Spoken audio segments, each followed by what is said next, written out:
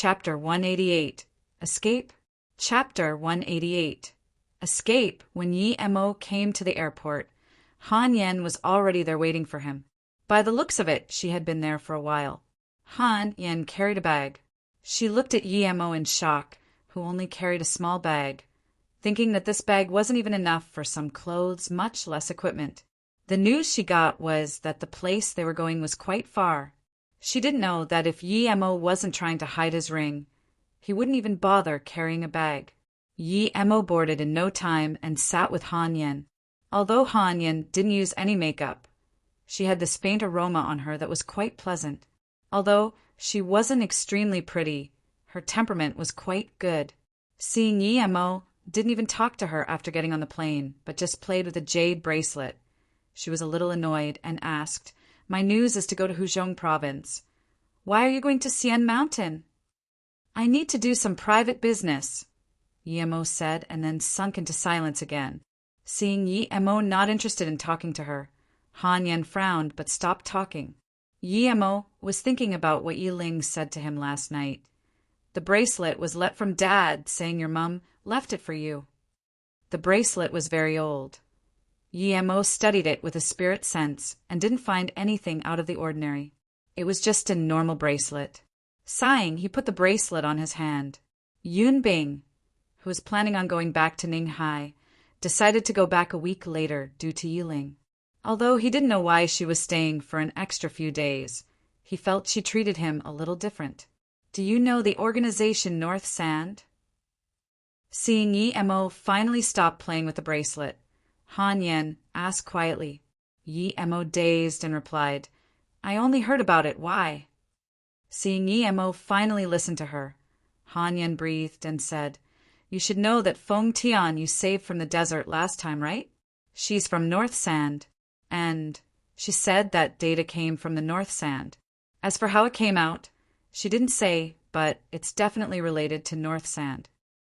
Yi Mo was not surprised she was from North Sand, otherwise she would know Wendong. He was looking for Wendong now, but if he could find Feng Tian, then she should know a little about North Sand. Thinking about this, Yi Mo asked, "Do you know where Feng Tian is now?" Han Yen shook her head and said, "I don't know, this was the info she gave Li Hu last time. But my grandpa didn't expect the data to be so precious at the time, so they didn't take it this seriously. And it said that North Sand is the biggest independent organization in the world. Members are from all over the world, and they have first-grade scientists and military equipment. Their purpose is to establish a democratic country more powerful than America. However, up until now, their means are very despicable." Yi Mo knew Wendong was from North Sand, but he didn't know what sort of organization this was. Han Yen sneered and said, "Dreams are good, but the members are too mixed up. Before the country was set up, many people wanted to get rich through the data. The data you got was sent out from someone inside. So North Sand was such a big organization to the degree of creating a country. Although Yi Mo wasn't familiar with politics, he knew that it wasn't so easy. The resource-abundant places were already owned. Do you know the exact situation of North Sand?" Yi Mo thought that since this came from North Sand, it would help if he got to know the organization more. Han Yen shook her head. "I never care about these things. Grandpa only told me after I came out." "Which hidden sect are you from? How do you enter the hidden sect?" Yi Mo took a sudden turn and changed the topic. However, this time, Han Yen just shut her eyes and didn't say anything. Yi Mo didn't continue asking her. It seemed it was quite hard knowing about the hidden sects from her. After leaving the airport, Yi Mo called a taxi to the Xiangshan Valley. Han Yen didn't know why Yi Mo went there, but before she came out, her grandpa told her that Yi Mo wasn't a simple person and he acquired the data in the first place. So do as he says. So when Yi Mo arranged the route, although Han Yen was curious why Yi Mo didn't start with North Sand, she didn't ask him about it. The taxi stopped at the mountain waste, and Yi Mo told the taxi to leave before taking Han Yen to a street with food and hotel. Although he didn't go up with Wendong last time, It wasn't far from the parking lot. Yemo also seemed to see Wendong walk into this hotel last time from a distance. He didn't know which one Wendong went to, but this was the only clue he had. If he couldn't find Wendong here, then he had no better idea. Perhaps they could only look for Feng Tian, but according to Han Yen, it was quite hard to find her now. Why did you come here? Han Yen knew that North Sand definitely wouldn't have a base at Xiangshan Valley. I have a friend who knows some things. She gave the data to me, so I came here for a look. Han Yen originally thought Yi Mo must knew that a certain friend lived here, but after following Yi Mo and asking a few places, she knew that Yi Mo didn't know at all. She was quite speechless. Although it wasn't a popular tourist place, there were at least tens or even 100 hotels here. How long was this going to take? Luckily, Han Yan's worry didn't turn into reality. When Yi Mo entered a hotel with only an old couple and asked about Wendong, the owner didn't show confusion and studied Yi Mo carefully. Yi Mo knew he came to the right place. You're looking for Dong Dong? The male owner was an old man in his 60s. His voice was slow, but he obviously knew Wendong. Yi Mo quickly said, Yes, uncle.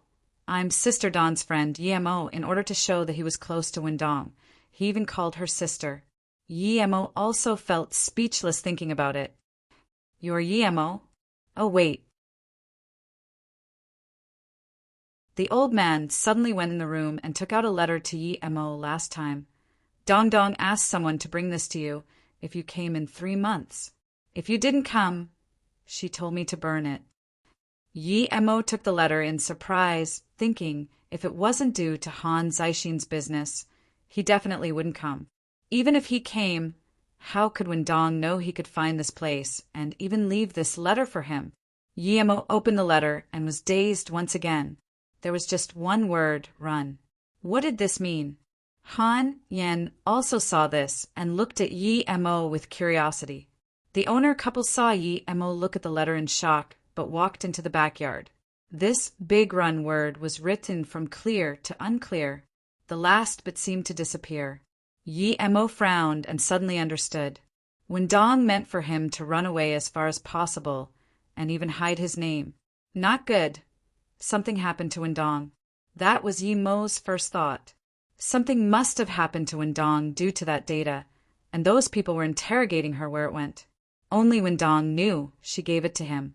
She didn't tell about him, but instead told him to leave. It could be seen that although they met each other occasionally, she was a very trustworthy person. Han Yen saw Yi Mo's face change and wanted to ask what was going on. Suddenly, Yi Mo's face was bleak as he looked at the door of the inn. I knew you would come, as expected, haha. Wendong wouldn't say no matter what, but is that any use? A cocky voice sounded. Han Yen suddenly found Yi Mo had charged out. When Yi Mo came back, he carried a lady with him. This lady had shriveled hair and messy clothes. There was wounds all over her body, and her face was pale. The moment he snatched Wendong from the car at the door of the inn, he knew she wasn't going to make it. Her heart was shattered, and she didn't have a breath anymore. He could treat her heart with his qi, but her life force was dissipated. Yi Mo couldn't save her unless there was a spiritual herb that could recover her life force. Although Yi Mo had some pills on him, it was a far cry from a spirit herb that recovered life force. Yi Mo inserted his qi into Wendong, wanting to wake her up, but there was nothing after a while.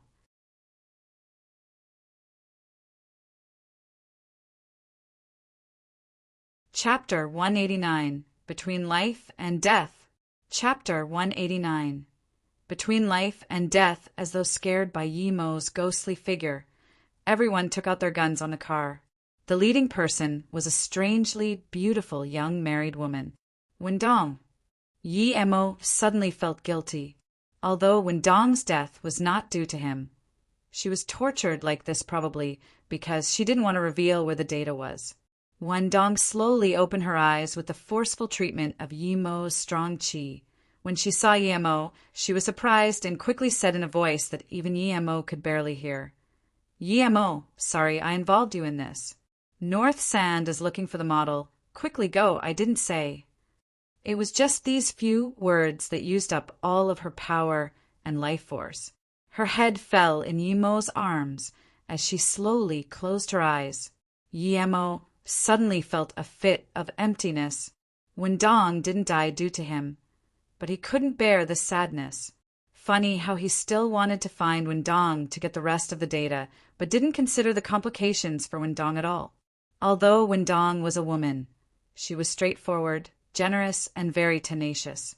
Although she didn't tell Yimo what she did with the money, he knew that she definitely didn't use it herself. Yimo raised his head and looked coldly at the four men pointing guns at him before looking down at Wendong and saying, "Sister Dong, don't worry, just go. I swear that in my life, I will pull North Sand from its roots and burn that data in front of your grave." Yimo. Han Yen heard Yimo's words and was shocked. Regardless of whether he eradicated North Sand, the country needed that data. If Yimo casually burnt it in front of someone's grave, what would her grandpa say? Yimo's eyes were slightly red as he glanced coldly at Han Yen. "Shut up." Han Yen was about to rage being told off by Yimo for no reason, but she looked at the guns pointed at them and resisted the urge. Yimo turned, looked at the four men pointing guns at them, and coldly said, "You are the bastards of North Sand?" "Indeed, we are from North Sand. You are the person who took our data?" It was the young lady who talked. Her eyes were cold, but it gave off a mature young woman sense. "You hit, Sister Dong?" Yimo's tone was frosty. "That's right, I sent the order. But don't worry, perhaps you may enjoy that treatment very soon." The young woman's tone was colder than Yimo. Then she continued, "If you give it over, perhaps you may enjoy a very beautiful service instead. We North Sand is established on the ideal on an equal environment. If you still have some morality in you, hand it over." Yimo didn't even bother replying this time. He just waved his hand in mid-air a few times, and a few frosty winds swept over. The two men and that woman's wrists were sliced off. The eerie thing was that not much blood spilled out. But still, a man managed to do this, and the wind blade that sliced on the car instead created a metallic screeching sound. The Range Rover had a deep mark appearing on its door. Everyone was shocked at that moment. What was this? He sliced people's wrist off in midair? No one saw anything. Blood didn't even spill out. Han Yan's brain also froze. She tried to overestimate Yimo's capabilities, but now she knew that Yimo was far powerful than she thought. She even forgot about Yimo yelling at her. With Yimo's power, if he fought with her, and he suddenly used that, she didn't even dare to think. The man who dodged the wind blade quickly recovered from his terror. It could be seen he was the strongest of the four. In just less than a second, he pulled the trigger on Yimo. The moment he did, he finally felt relieved. This person was too strong. If he didn't react fast, perhaps he would be like his three other partners. The instant the gun sounded, he felt a figure dash across in front of him, and after which, the hand holding the gun felt cold. He subconsciously looked at his hands, and they were all sliced off. Still, not much blood came out. Then Yimo's words came out. I want to slice off your hands. You think you can run?" He turned around and saw Yimo carrying Wendong and stared at him coldly from not far. Everyone who had their hands cut off all looked at Yimo as though they were dumb. How was someone so horrifyingly strong? What did he just use? "Get on the car." Yimo looked coldly at the North Sand members and said, A short but fierce man suddenly yelled in anger, "Why should I listen to you? I'm not going on the car. What can you do? I won't frown at all if you're going to kill me." Yimo didn't even look at the man and just threw a fireball. The short man yelled for a brief moment and made no noise. He was consumed by the fireball and kept rolling on the ground. His mouth shape showed he was yelling, but there was no noise. There was terror and begging for mercy in his eyes, but Yimo's eyes were cold and had no intention of letting him go. Han Yen saw that Yemo actually shot out a fireball and suddenly shivered. She had tried to overestimate him again and again, but didn't expect to have underestimated him for the second time. He could send out fireballs casually? This was something in the legends. No wonder he killed Otanhu. With his power, even a few Otanhu would be no match for him. Han Yen suddenly thought of Yemo's words that he was going to burn the data. She thought those were just angry words before, but now she had realized those were very real. The remaining three looked at Yemo in terror. They got in the back seats of the car without Yemo saying anything else. Then Yemo sealed their movement before coldly saying, "What you did to Sister Dong, I will make you pay slowly." Han Yen hesitated a long time before saying, "Yemo, if you can give me that data, perhaps I can save her." "What? You can save Wendong? Do you know her situation? Although I can recover her damaged meridians and internal injuries. But her life force is dissipated. Do you know what it is? Perhaps you just thought the heart stopped beating." Yemo didn't believe that there was anyone else who could recover life force other than him.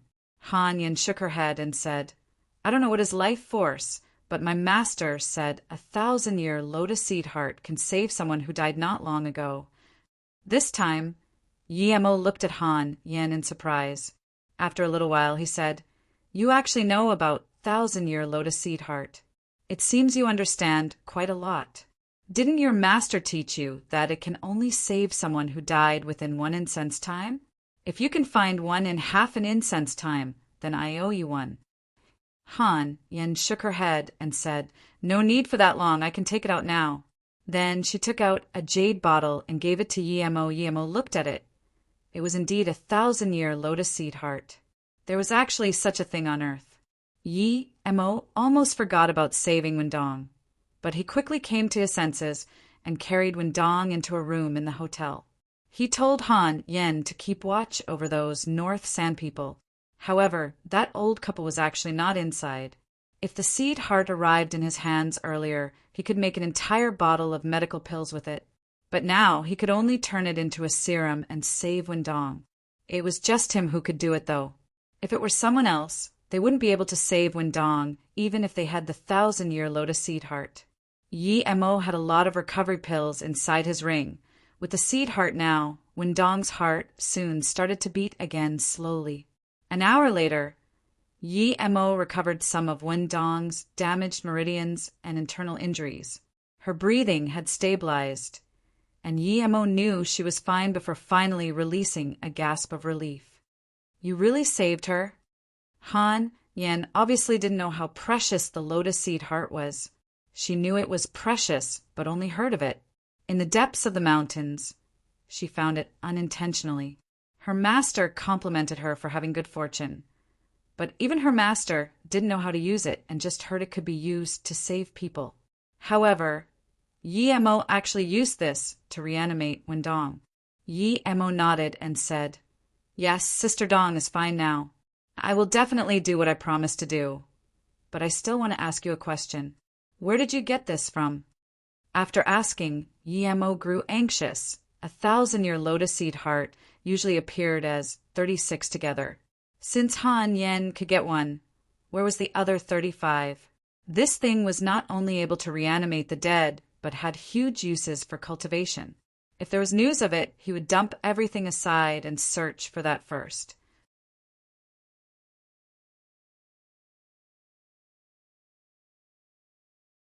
Chapter 190. Inquiry. Chapter 190. Inquiry. Han Yen looked at Yemo and seemed to know what Yemo was thinking.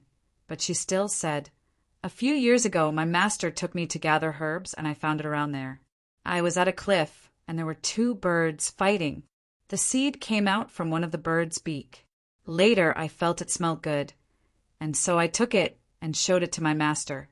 My master told me it was the 1,000-year lotus seed heart, but master said although it was precious, people rarely knew how to use it. I didn't expect you to know how." Yemo looked at Han Yan's expression and knew she wouldn't say where it was. However, Yemo wouldn't give up now, he thought, and asked, Can you draw out the environment where you found the seed? She hesitated a bit, but still took out a pen and paper and drew the surrounding. She drew a cliff. The top was very broad, and there was some chrysanthemum at the cliffside. Yi Mo took the drawing and observed it. He immediately knew this map was about the same as what Mo Kong gave him. It should be the same place. Mo Kong said that the place had precious herbs, and it seemed to be true. Yi Mo took the map and was excited. If he found this place, wouldn't he be able to find a lot of precious herbs immediately? Perhaps he could use that to break through to stage 4. Yi Mo knew that without outside world factor, he would never be able to reach stage 4 just by cultivating himself.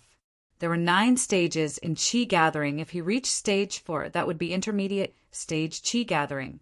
If he could make his flying sword, he would be able to fly on it. Yi Mo was excited just thinking about it.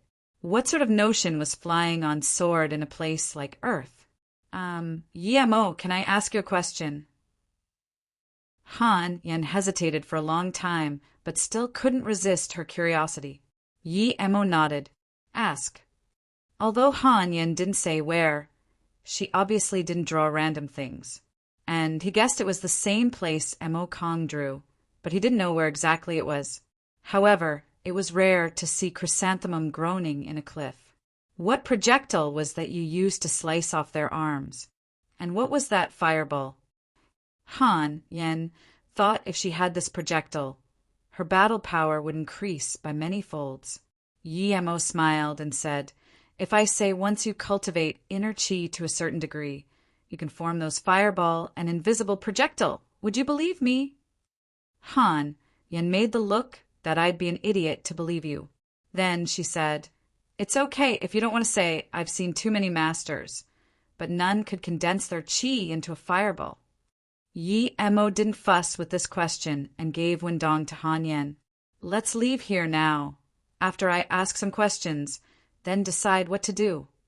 An hour later, Yi Mo drove the car to a distant place and pulled the 3 out, other than the beautiful woman who still seemed calm. The other 2 men were already horrified.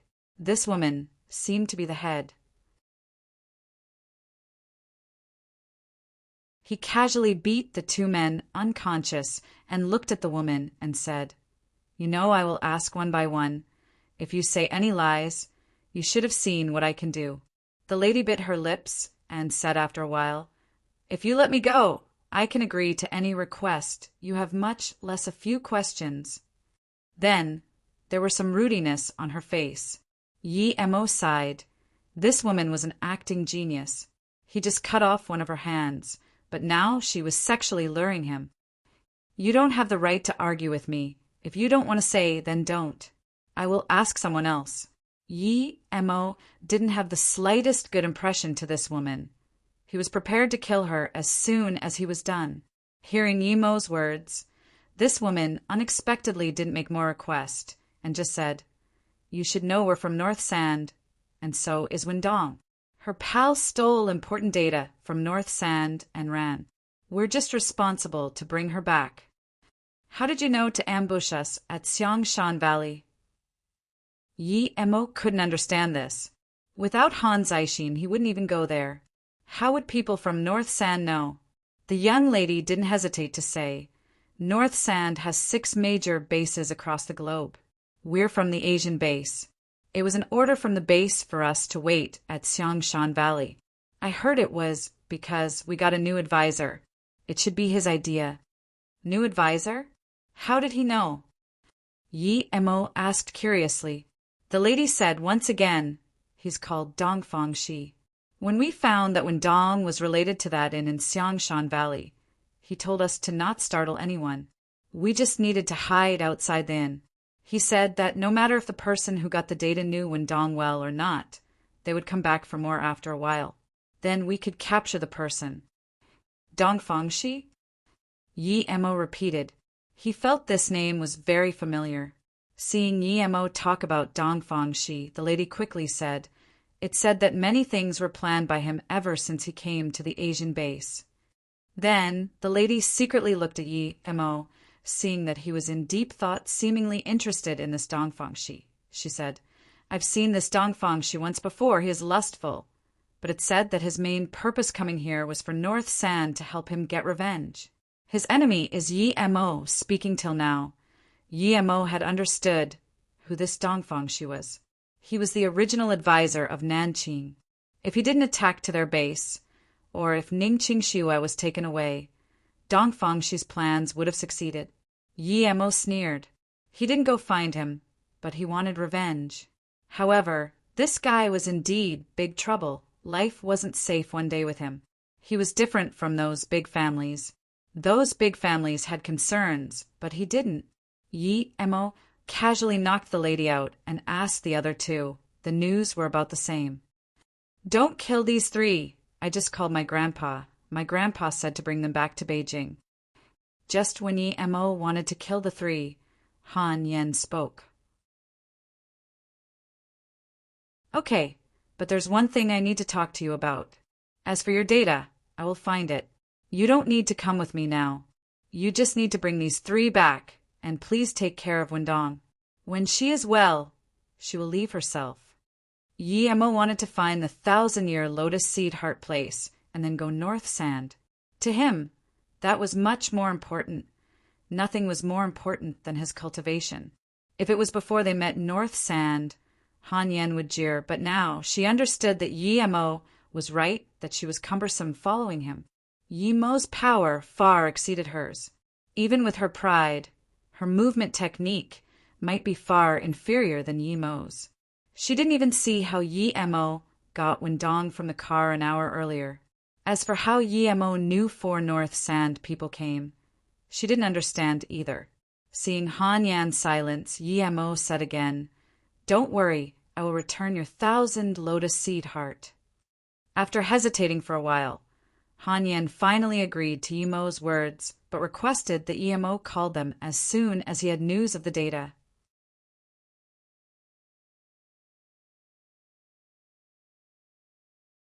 Chapter 191. Relax. Chapter 191. Relax, Luotsang. Ning Qingshiwe didn't expect to get Su Jingwen's call. Her first reaction was that was Su Jingwen going to ask her for those 3 beads? She didn't know why, but she was very scared that Su Jingwen would ask her about these 3 beads. If she really wanted them, she could only give back. "Qingshiwe, are you with Yi Mo right now? I want to talk to him for a bit." Su Jingwen's voice sounded careful, as though scared that Ning Qingshiwe would misunderstand something. Ning Qingshiwe felt relieved, thinking that Su Jingwen probably didn't know her relationship with Yi Mo, but she didn't want to explain and just said, "I'm not with Yi Mo." Su Jingwen didn't know, felt strange, but quickly said, "Isn't Yi Mo at Luotsang too? Did you not see him?" "Yi Mo is at Luotsang." Ning Qingshiwe repeated, but thought, when did Yi Mo come to Luotsang? "Brother Yi is at Luotsang? That's impossible." This time it was Qi Wanqing speaking. She just walked into the room and heard what Ning Qingshiwe said. What Su Jingwen said later, Ning Qingshiwe didn't know. She hung up the call in disappointment. She also thought that Yi Mo couldn't possibly come to Luotsang, and Su Jingwen probably misunderstood their relationship and thought she was with Yi Mo. That was probably why she thought Yi Mo was at Luotsang. However, what did Su Jingwen want Yi Mo for? Ning Qingshiwe thought about last time at Su Jingwen's birthday and how Yi Mo danced with her. She suddenly felt annoyed, but looked at Qi Wanqing after a good while. "Wanqing, I think I should go back." Qi Wanqing nodded and said, "MH, my dad wants me to go study at England. I can't even go back to the military. I have to go. Qingshiwe, take care." Ning Qingshiwe nodded and said after half a beat, "Wanqing, can you tell me, do you like Yi Mo?" Qi Wanqing blushed, but eventually shook her head. "I don't know, but I really like being together with him. I feel very comfortable with him, safe and happy. But I don't know if this is like. But if I do, then I should be jealous when I see him with other women. But last time when I saw him with your aunt, I felt they should be together and didn't feel jealousy at all." Then, Chi Wanqing's face recovered after a good while. She turned and looked at Ning Kingux and said, "Qingxue, do you think this is like? My dad also felt my thoughts are strange, and that's why he told me to go England. I originally didn't really want to go, but my mother also agreed this time. I don't know." Ning Qingxue shook her head subconsciously. She didn't even know how she felt about Yemo herself. So how could she judge Chi Wanqing's feelings? Chi Wanqing looked down. After a while, she said, "My grandma once told me that if you like someone, you need to grab him. Don't go regretting at the end. However, Grandma doesn't know that not all people you like can be grasped. So this time my parents want to send me away, although I don't want to go. But after thinking about it, perhaps what they said is right. I'm leaving in 2 days. I came here to tell you about it. Yeah, I should go back too." Ning Qingxue suddenly felt very fatigued. She would rather be a strong woman at Ning Family Medicine than be so tired. "You must grasp what you like, but can you?" Chief Wanqing suddenly raised her head and asked, "Qingxue, do you like Yemo?" Ning Qingxue's eyes were lost. After a while, she replied, "I didn't know before, but now I think I probably like him. I don't know when it happened, but Wanqing, I want to go on a holiday and relax. Perhaps when I came back, I would be staying at Ninghai or go back to State and continue my previous job. If you come back from England, come look for me." Qingxue, take care. I will be back at most 2 years. When I come back, I will definitely look for you. Perhaps at that time, you would have found your new life goal again and even have a family. Chi Wanqing understood Ning Qingxue's mentality the most. If Yemo was just a dependence or gratitude for her, then Ning Qingxue might have really fallen into a single-sided love. Ning Qingxue shook her head and didn't argue with Chi Wanqing's word. Even if she couldn't be with Yemo, she still had her other life. As for starting a family, she never thought about it. Su Jingwen put down the phone. She didn't expect Yemo to not be with Ning Qingxue. In that case, should she still go to Luotsang? "Jingwen, what are you thinking about?" Su Jingwen's mother walked in. She saw her daughter sitting dumbfounded at the table, and so she asked immediately. "Nothing, just—" She was about to tell her mother the master who sold the charms could be at Luotsang. However, her mother interrupted her. "Jingwen, Wei Zheng is back. He just called me he would be at Ninghai soon." "Really? Wei Zheng's cousin has already graduated?" Su Jingwen's face was full of joy and surprise. Wei Zheng was Xia Wei Zheng. He grew up together with Su Jingwen. From young to maturity, Xia Wei Zheng was a true genius. Not only was he outstandingly smart, he covered for Su Jingwen everywhere. However, he went to America to study, causing their contact to grow less. The last time they met was 2 years ago, when Su Jingwen went to America for her mother's condition. The first reaction she got when hearing that Xia Weizheng came back was joy. "Look at how happy you are. Weizheng won't be leaving again this time. He's prepared to develop his career at Ninghai. You need to help him then." Su Jingwen's mom obviously knew that her daughter had a very good impression of Xia Weizheng. "By the way, Mom, I forgot to tell you. That master who sold me the charms seemed to have appeared in Luotsang. I might know him." Although Su Jingwen was sure Yemo was that master, but she wasn't 100% sure before she got to see him. "Really?" "Jingwen, if that master is at Luotsang, you must invite him over." Su Jingwen's mother was also filled with surprise and joy. But he might just be passing by Luotsang Sai." Su Jingwen thought about Yemo's voice and smile and caressed the 2 coarse beads on her bracelet, seemingly lost in thought. 3 days later, Ning Qingxue went back to State. She just stayed there for 2 days and then went with a tourist group to relax. With Li Mumei's observation, Lan Yu knew what her daughter was thinking and could only sigh. When she came back, perhaps she would go back to her old life. Originally, she thought without the harassment of the Song family, Ning Qingxue would soon return to her former self. However, Lan Yu was disappointed. She still seemed to be depressed. Perhaps it was good for her to go relax. This time, she went to a proper tourist organization. Although she wanted to relax by herself, she knew the world was far from as safe as it looked ever since she went to Flowing Snake. God State Tourism was the biggest and most appropriate tourism company in U State, and it was quite famous throughout the country. What was different to other tourism companies was that this tourism company decided pretty much all the locations and designed the route. One specialty was adventure. This company had a lot of wealth and had safety guarantee. This was because they had their own helicopter. The only thing was that it was too expensive. However, this price was irrelevant for rich people. Since they had a lot of safety assurance, it was normal their prices were a bit high. Although Ning Qingxue wanted to go to Tibet, but this company had no plans recently to go to Tibet. Their plan was to go to Shennongjia, due to their power and large crew. Although their prices were many times more expensive than others, many people still chose this company. There were 22 people altogether going to Shennongjia this time.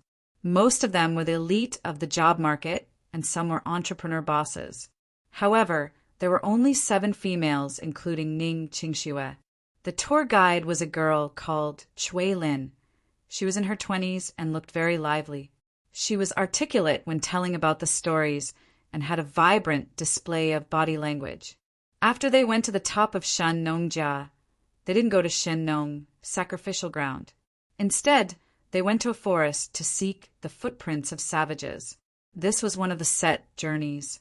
Although it was said to find savages in the forests, the tourists knew that it was just a saying to attract tourists. The most enticing was the 3-night stay in the forest, untouched by human activity, and watch the morning mist in the forest. Even with safety measures, there were too much unpredictable things in this prehistoric forest. The tourist company couldn't take them too deep and just stayed on the outside. Perhaps Ning Qingxue was too pretty, so many young men offered to carry her bag when they were climbing hills in order to start a conversation. However, Ning Qingxue's was not too hot nor cold. She only occasionally spoke to the 2 girls beside her. Most of the time, she didn't really talk and just carried her bag and walked. It was as though she didn't come for a holiday, but to walk. After some time, everyone knew her personality and didn't bother her. Chapter 192, Strong Enemy. Chapter 192, Strong Enemy. Yi Mo searched for large amounts of information online and, after comparing them, locked 2 locations. One was the Yundu Valley and another was Shennongjia. Yi Mo found out that the chrysanthemum at Shennongjia was more expensive and precious. The place it grew was very hard to reach for normal people, even if they had a helicopter. It seemed the place Han Yan drew was at Shennongjia.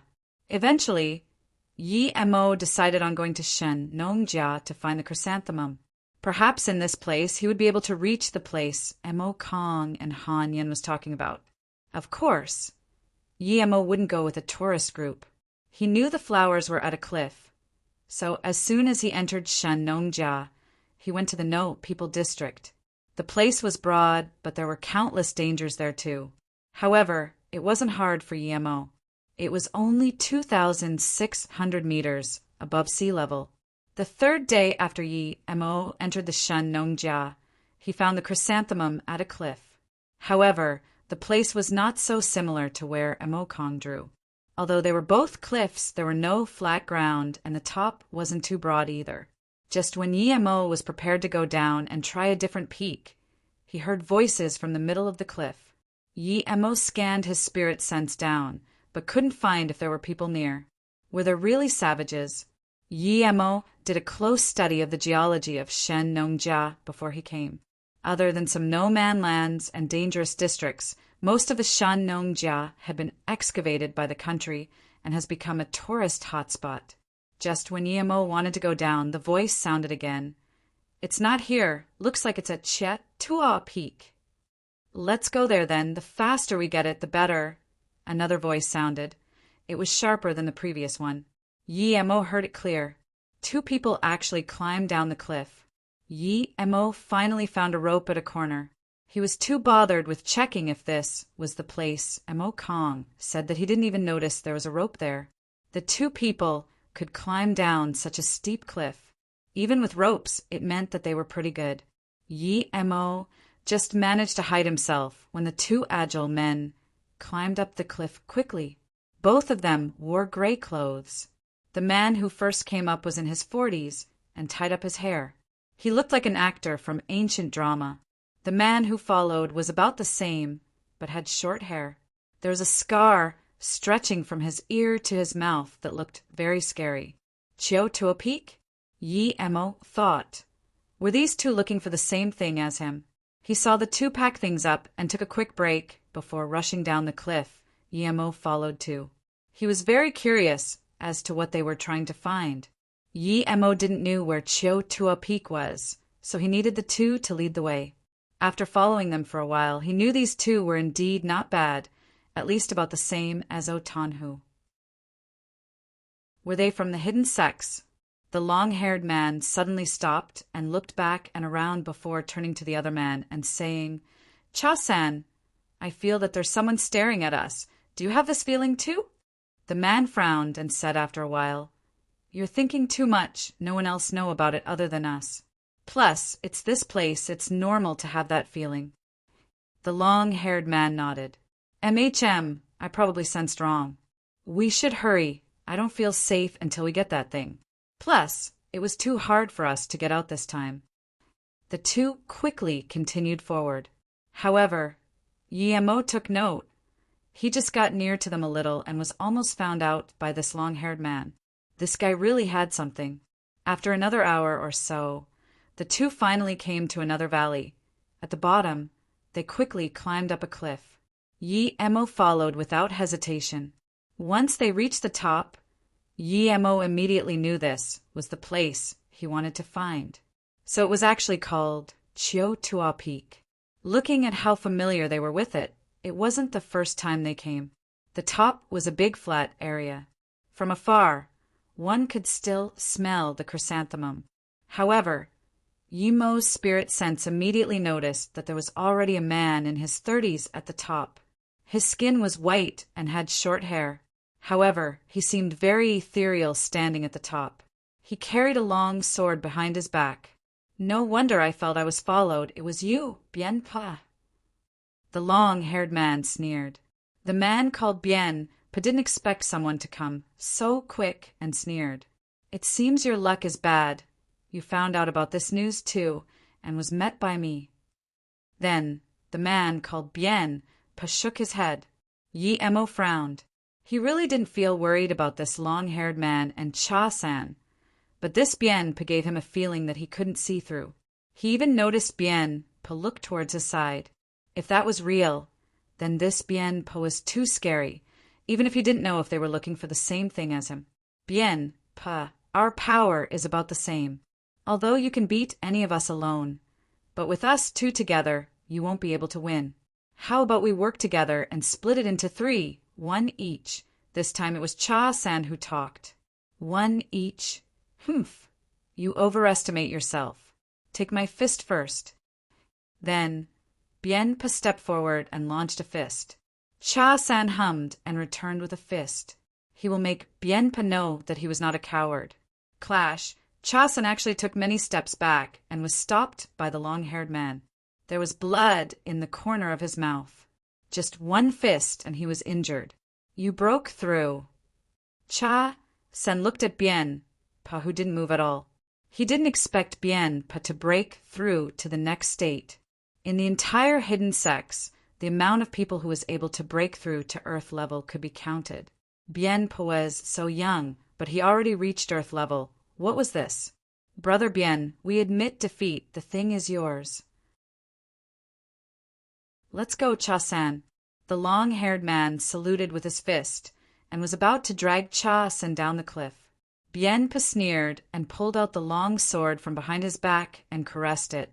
Then he said, "You know there's red leaf pumpkin fruit here. Do you think you can still go?" What do you want? The long-haired man released Cha-san and pulled out a small axe from behind him. Cha-san, on the other hand, knew that if they didn't defeat Bienpa today, they would probably lose their lives here. He also grabbed the short dagger at his waist. What do I want? Of course it's your petty lives. Then Bienpa seemed to fly as his sword sliced towards the two. A gust of blade light spilled, encompassing the two. Even Yemo, who was meters out, felt a frosty feeling. Such an overlord like sword technique. Cha-san yelled and focused all his energy into the dagger and swept towards that sword veil. His force seemed to be even a little stronger than Bienpa. However, Yemo's spirit sense noticed that his leg was shaking. Yemo sighed. Even if he wasn't scared at all, Bienpo's sword wasn't something he could stop, much less when he was already afraid before the fight. Plus the wound he received before, his situation was dire. Yemo could tell from the momentum of the sword that he was no match for Bienpa now. The long-haired man suddenly threw his short axe and turned to run, completely disregarding Cha-san's situation. Yemo sighed. If the two worked together, perhaps they could fight a few rounds with this Bienpa. However, this long-haired guy ran, meaning that their defeat was inevitable. Cha-san, who was already afraid, saw that the long-haired man run felt more worried. His dagger that had some momentum slumbered. Bienpa sneered. His blade light moved down a little, and this white ray pierced Cha-san's waist without hesitation. This wasn't it. The blade light turned back and hit the long-haired man's axe. Clank! The long-haired man's axe actually flew back and pierced into the long-haired man's back as though it had eyes. The long-haired man gave a howl and fell to the ground while the handle of the axe on his back wobbled. At this moment, Cha-san split into two parts and died. Then Bienpa raised his sword and looked. There didn't seem to be a drop of blood on it.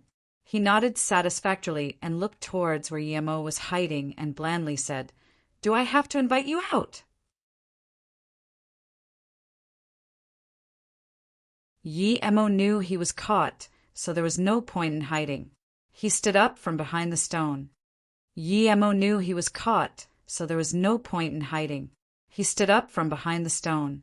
Although Bienpa knew there was a person behind there, he was still surprised when Yemo came out. He didn't expect Yemo to be so young. He looked just in his 20s. "Where are you from?" Bienpa studied Yemo and asked. If the long-haired man didn't say he was following him, he really might not be able to find Yemo. That long-haired guy was a pig brain. How do you follow from the front? The reason he could kill those two so quickly was because he used their fear towards Earth-level masters. If they really fought with their lives, it wouldn't be so easy for him, and he might not even be able to kill them in the end. However, this youth couldn't even be found by those two, so he should be quite strong. Moreover, Yemo was so young that he was shocked. Yemo compared Bienpo's sword technique to the one who used sword at the Yi family mansion. He found that Bienpo's sword technique was on another level. He didn't want to fight someone like him. Even if he had to, he didn't want to now. However, he knew that Bienpa said that there was a red leaf pumpkin fruit here. With Bienpo's cruelty, how could he let him go? Would you believe it if I said I came to Shin-nong-jia for a holiday? Yemo scanned the surrounding with his spirit sense. It was very hard to escape here, other than one way down the mountain. There were cliffs everywhere. Bienpa smiled, but his face was expressionless. "I believe you, but that is useless for you. Watch my sword." As he spoke, his sword turned into a gust of white and rolled towards Yemo. Even with spirit sense, he couldn't notice that the sword had sliced towards him. Yemo's face drastically changed.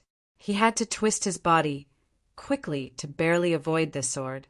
The blade sliced where Yemo was standing before and created a deep mark.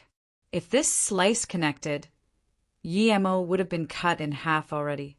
Yemo stood far at the other side of the cliff, staring at Bienpa while his spirit sense was focused on his wrist. He didn't expect someone like Bienpa to use sneak attacks on him. Even so, Yemo wasn't annoyed. In his view, no matter what means one used in a fight, one would win as long as they killed the opponent. Not bad, you dodged that attack. Bien Po was surprised but soon calmed down. After one sentence, his sword swept towards Yemo again. Yemo had focused his attention on Bien Po's movement. Seeing that he attacked again, he knew he was at a disadvantage without a weapon, especially when Bien Po was stronger than him. Even if they had the same power, it would be very hard to defeat Bien Po without a weapon. His only thought was to find an opportunity to dash down the cliff and run. This time, Bien Po sliced 7 times, which connected into one slice, sealing all of Yemo's retreat path. Yemo casually took out Xian Dao's whip. He was sure that, if he didn't have spirit sense, a few of him would have died already. Even with spirit sense, many segments of the whip broke after this round of attack. The remnant of the whip was not much longer than Bien Po's sword. Xian Dao's whip was a not bad attacking artifact, but it was like grass under Bien Po's hacks. If he didn't have this whip, perhaps Yemo would have lost an arm already. From the start till now, Yemo was suppressed. His clothes had been torn apart by the sword chi, and there were 7 or 8 slashes on his ripped body. It looked very scary. However, Yemo knew that this was only the first round of attacks. Bien Po was too scary. Was there such a difference in one level? If he was still stage 2 now, he would have been long dead. Even now, if Yemo didn't think of a way, death awaited him. Bien Po's second round of attacks still weren't able to kill Yemo. He stopped his attack as his eyes grew cold. He stared at Yemo for a while before asking, "Just who are you? How can you survive under my 7 consecutive strikes? And where did you get your whip from? Speak." Yemo sneered. Although Bien Po was much stronger than him, he still found something. When Xian Dao's whip was broken, he found Bien Po's weakness. Bien Po must have just reached earth level. Although his 7 strikes were strong, there was a gap between each attack. This gap gave Yemo a sliver of chance. Without this sliver, even if Yemo had the whip, he would have been killed. Stop wasting time. If you want to fight, then fight. Yemo calmed his chi and quickly thought of how he could use his wind blade to get in a surprise attack and then run. "Okay, I'll see how long you can last." Bien Po sneered. His long sword changed again, carrying this white light as he charged towards Yemo. "Ning Qingxue, what are you looking at?" It was night time. The tour guide saw that at a far-off place, Ning Qingxue kept looking at a big rock. "Look at this." Ning Qingxue pointed at that huge rock and said worriedly, there are 2 people fighting. What's that? Was there illusions at Shen Nongjia?" "Not right, stop," Chui Lin said. She saw 2 shadows fighting, but they had just split. "They're fighting again." Chui Lin saw the 2 fight. She had been a tour guide for a few years, but she had never encountered this sort of thing. Chui Lin turned and looked at Ning Qingxue. She found that Ning Qingshu seemed to have more attention on one of the figures. She seemed to be quite excited. Chui Lin didn't care but said to herself, "If it was at Wu Liang Mountain, I would have thought it was a goddess practicing sword. This is too fascinating. I'll get everyone to come and see." Then, Chui Lin quickly went to call people. Ning Qingxue, however, stared dumbly at the figure on the rock. Her heart was beating rapidly as though it was going to jump out of her chest. She could feel one of them was Yemo. The moves and shape, it was exactly the same as the person of her dreams. Was she thinking too much? If Ning Qingxue didn't also see it, she would have thought she was dreaming. Or was it because she yearned for Yemo too much that she had the illusion? Illusion? Ning Qingxue suddenly thought. Were there actually 2 people fighting, and the sun reflected it here? The 2 figures on the big rock gradually thinned out until it moved to the side and disappeared. Ning Qingxue's heart continued beating rapidly and quickly took out the telescope on her chest and looked at the 2 figures. She felt that one of them was definitely Yemo. She was actually so sure it was him. Yimo's figure had appeared in her brain countless times, so she knew she wouldn't see wrong. Ning Qingshiwe didn't spend much time until she was shocked as though she was struck by lightning. On a distant peak, their two obfuscated figure fighting. It's real, it's actually real. Yimo, is that really you? Why are you here? Ning Qingshiwe was screaming in her heart. She hoped that she could just teleport to that cliff and help Yimo, even if it was throwing a stone at his opponent. However, she knew that cliff was too far from here. Even though the sun was good today, once the mist came up, she wouldn't be able to see there. Ning Qingshiwe held the telescope, but she could only watch from there. She had no way of helping. Although Yimo had found a way to avoid the blade light, after the third round, there were more slashes on his body. Other than a few whips, Yimo couldn't even make a threatening attack. Yimo's whip had just turned into a handle. There were blood trickling down his chest to his waist that slowly dampened his pants. Yimo's face was getting pale. He knew that if this continued, the next round of blades would be his end. However, this Bien pose was not only scarily strong in his attacks, but his defenses were rather strong too. After 3 rounds of attacks, Yimo couldn't even find a place to attack. Yimo knew he only had one chance. If he wasted it, then he would be dead. Bien also breathed heavily. His clothes were also ripped by Yimo's whip. A few whip marks could even be seen clearly. You're a rather strong opponent, but even so, this day next year will be your remembrance day. Bien didn't mind the light wounds on him at all and attacked again. Yimo suddenly threw the hilt of the whip to Bien and jumped as though he was jumping off a cliff. You're asking to die.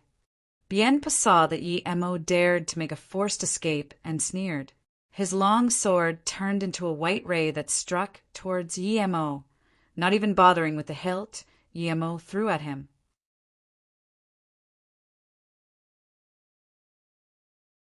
Chapter 194 Shocking Battle.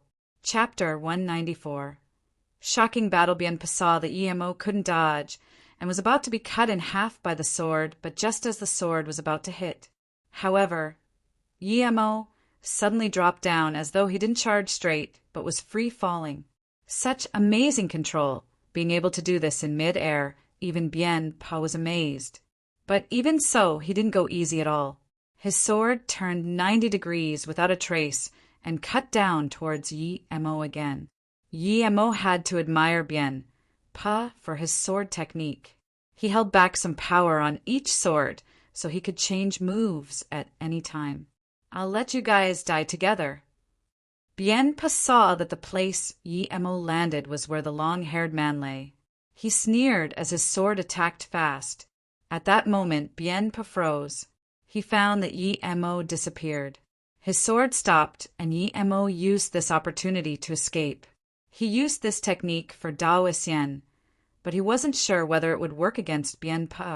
When Bien noticed he disappeared, he froze for that little bit of time, but that time was enough for him to escape. Invisibility artifact. Bien immediately found Yimo's location and attacked him again. Despite using invisibility to escape this certain death sword, the blade light still slashed a deep wound in his back. Before Bien attacked him again, Yimo threw the short axe in his hand out. Small trick. Bien sneered the moment he saw Yimo charge towards that long-haired man. He guessed that Yimo might use that axe. As he expected, Yimo's axe flew over towards his shoulder. Bien sneered. This young man wanted to cut his right arm off. This guy had completely overestimated himself. This axe still had a howl to it. Obviously, Yimo wasn't very good at projectiles. But soon, Bien noticed something weird. The frosty wind with the axe was a bit shocking. He couldn't understand how did a simple axe carry such frosty wind. But in that moment, the axe already came to his right shoulder. He didn't even think and turned his sword to deflect the axe. He wanted to do what he did to the long-haired man. However, what he couldn't understand was that before the axe reached his right shoulder, it suddenly turned and attacked his left shoulder, but its momentum was a lot weaker. Idiot, Bien sneered once again. Ordinary masters at projectiles knew how to make them turn midway. It was with the way one used inner chi. To him, Yemo obviously was not familiar with it because when the axe turned, it became so much slower. Even if the speed didn't slow down, it would be impossible for him to be hit, much less when it was slowed. Bien wanted to use his left hand to grab the axe, but he felt something was wrong. His right arm was cut broken by some unknown projectile, and that wasn't it. This unseen frosty wind didn't stop and sliced towards his waist. Not good. Bien Po immediately retreated, and at the same time, threw out the axe while picking up his broken pace. There wasn't any stopping between these movements. That's how fast he reacted. Yi Mo didn't have time to sigh that he didn't cut Bien Po's waist since the axe was flying over.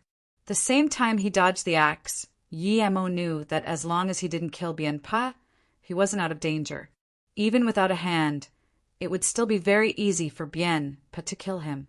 He calculated everything, and even used the axe to cover his wind blade, but wasn't able to cut Bien Po's waist off.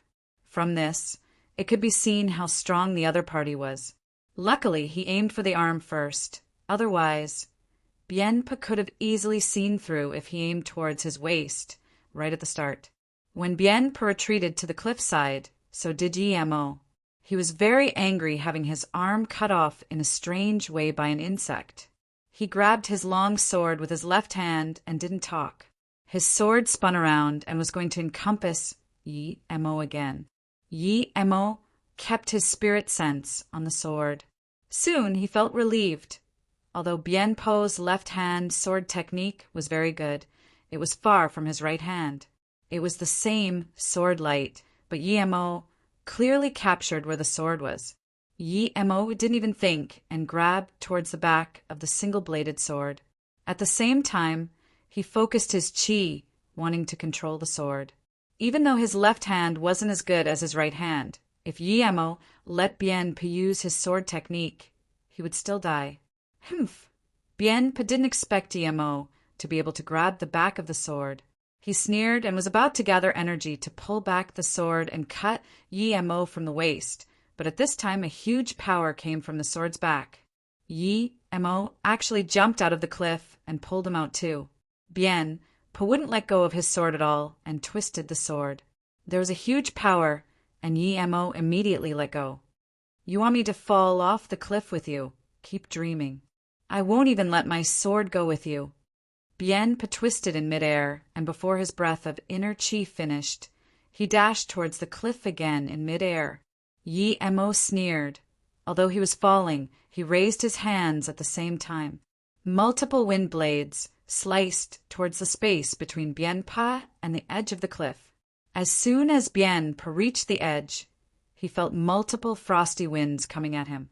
He remembered how strong it was and didn't think before turning around and raising his sword to block it. Not good. As soon as Bien Pa dodged those frosty winds, he realized he wasn't on the cliff but outside it. His inner chi was exhausted after dodging the projectile, so it would be too hard for it to bring him back to the cliff. Bien Pa started to fall rapidly. Even so, he wanted to use his sword and stop on the side of the cliff. However, Yi Mo wouldn't let him have it his way. Although he was falling too, he had wind controlling technique and was in a much better situation than Bien Pa. He kept attacking Bien Pa until he didn't have enough inner chi to climb up the wall. Then Yi Mo threw a few fireballs at him. Although it didn't reach him, Bien Po's face changed drastically. If it was on the ground, those few fireballs wouldn't be more threatening than a few bricks. However, he had nowhere to exert force and could only see the fireball come at him. "I didn't think I would die here," Bien Pa yelled furiously. He threw his long sword out. Boom!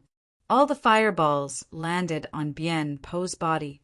Bien Pa howled and his entire body disappeared in the fireball. The slowly falling body immediately fell down like a cannonball, disappearing from Yi Mo's eyes. Although he fell, his sword still flew towards Yi Mo. Yi Mo's chi was almost used up, so he could only barely avoid to get his vitals hit. The sword still passed through his back. Yemo, who was already bloodied, immediately started to bleed like a fountain. If he didn't dodge this at the last minute, he would have probably been killed already. But even so, Yemo felt dizzy. Luckily, this sword dragged him to the edge of the cliff. In the fuzziness of consciousness, Yemo didn't even think and just grabbed onto what he could. Rip. The vines couldn't seem to bear Yemo's weight and just slowed him before he continued falling. Yemo bit his tongue and reached for things to grab on the cliff. He would grab anything he could, but these only slowed his speed and didn't stop him from falling. Ning Qingxue saw that the two figures fell down the cliff and was shocked. She could no longer hold the telescope as it fell down and wobbled on her neck. Here, quick, I saw it here. With Cui Lin's voice, more than 10 members of the tourist group came. Where? Where are the people fighting? One young man asked immediately. Cui Lin looked at the huge rock in shock. After a while, she said in shock, Ning Qingxue and I both saw it. There were two figures fighting on this rock. Why did it disappear so quick? By the way, Ning Qingxue, you were always here. When did it disappear? I think your eyes flashed. Do you think this is the home of a goddess at Wu Liang Mountain? One of them immediately joked. Although Cui Lin was a tour guide, she was very competitive and quickly said, I really saw it. If you don't believe me, ask Ning Qingxue. Seeing that everyone was looking at her, she took a while to react and pointed at a distant peak and said, I seem to have saw people there. I want to go have a look. Seeing that everyone was looking at her, she took a while to react and pointed at a distant peak and said, I seem to have saw people there. I want to go have a look. It seemed to be due to Ning Qingxue not wanting to talk much, but no one doubted her words. After a while, a man in his 40s said, Don't think about it. It may seem not far to you, but it's a long journey to walk there. Plus, this is a no-man's land. We're just in the outskirts. The no-man's land of Shennongjia is very dangerous, so it's best if you don't go in. What danger is there? I will go have a look. A youth in his 20s heard Ning Qingxue's words and wanted to show off. He ran a few steps forward, turned back, and said, It's only some time. Shennongjia is no longer the same as before. They say there are savages, but which one of you saw? Arg. This youth was originally just joking, but when he wanted to turn, he felt the bottom of his foot was empty as he fell down. Luckily, he reacted fast and grabbed the rim of the hole that appeared out of nowhere. At this moment, a few people reacted and came to help pull him up. This youth looked at the pitch-black hole. He was scared, sweating. Half a beat later, he said, still shakily, If I fell down, I would have lost my life for sure. Not good. Retreat. There are more places cracking open nearby. Another man found that the ground was cracking at where people were standing. The people were frightened and retreated. Just when people retreated to the edge, the holes that cracked open rumbled, and suddenly a much larger black hole appeared in front of them. There was a murmuring sound from the hole, making people's bones chill. It was pitch black looking inside, and nothing could be seen. It was as though the mouth of a giant. What is this? A woman in her 30s looked at this hole. She was speaking with a shaky tone. It should be the sky pitch of Shennongjia. It said that there are lots of these in the no-man's land. There are also mist regions.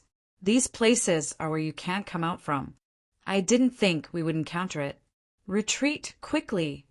The middle-aged man from before spoke again. Hearing his words, everyone retreated. Ning Qingxue also followed everyone to the side of a tent in fear. Finally, people gasped sighs of relief when they went back to the campsite. I actually encountered the sky ditch. This is too coincidental. What was that murmuring sound? People asked as soon as they went back to the tents. It's not a coincidence. There are many of these at Shennongjia. There's pretty much no living if you fall in one of those. And those murmuring sound, I suspect it's due to wind circulating inside. The middle-aged man said seriously. The youth, who almost fell and finally caught his breath now that everyone was talking. He said, Almost lost my life there. No wonder there are so many people who have gone missing at Shanongjia. We're just at the outskirts. If we go in, 80% chance we'll lose our lives. PFTT, didn't you just say there was no danger but just time-consuming? Someone retaliated immediately. This youth lost his face and said, "It seems I just know too little." At this moment, Chui Lin also came over with a bad face. "The tourism company just notified us to get out and cancel the plan at the no man's land." Surprisingly, no one objected. Everyone was scared by this experience and felt adventure was not such a simple thing. The 20 or so people packed their bags and heard an even sharper howl from the ditches. This definitely wasn't made by the wind. Everyone looked at each other. After a long while, the middle-aged man said, "Leave quick." That sound seemed to be coming over here. "There are too many unknown dangers in Shanongjia. Let's go out first." No one objected and ran outside quickly. Although it was dark, but people ran quite fast. They didn't take much time to get out.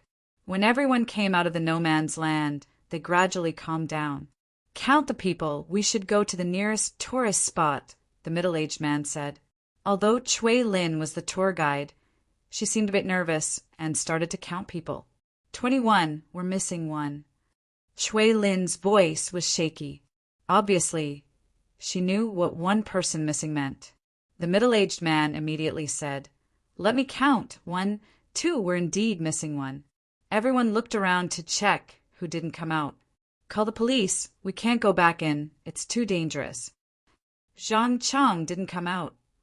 People immediately realized who was left behind. The young guy who stepped into the ditch. The middle-aged man immediately found out who Zhang Qing was. How come it had to be him who didn't make it? Was it because of the sky ditch? Someone had asked the question no one dared to ask. The people immediately sunk into silence. No one brought up to go back and look for Zhang Chang. This thing seemed eerie.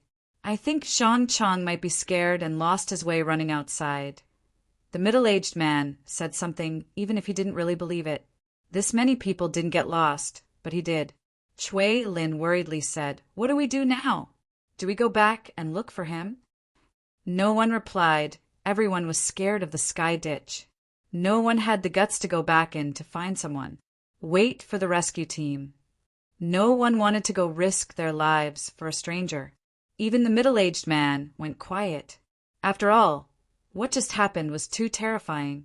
Ning Qingxiue followed them quietly to the nearest tourist spot. When everyone went in the hotel, the rescue team had went in. There were 2 tourist groups that followed the rescue team. Ning Qingxiue finally understood the dangers of Shanongjia.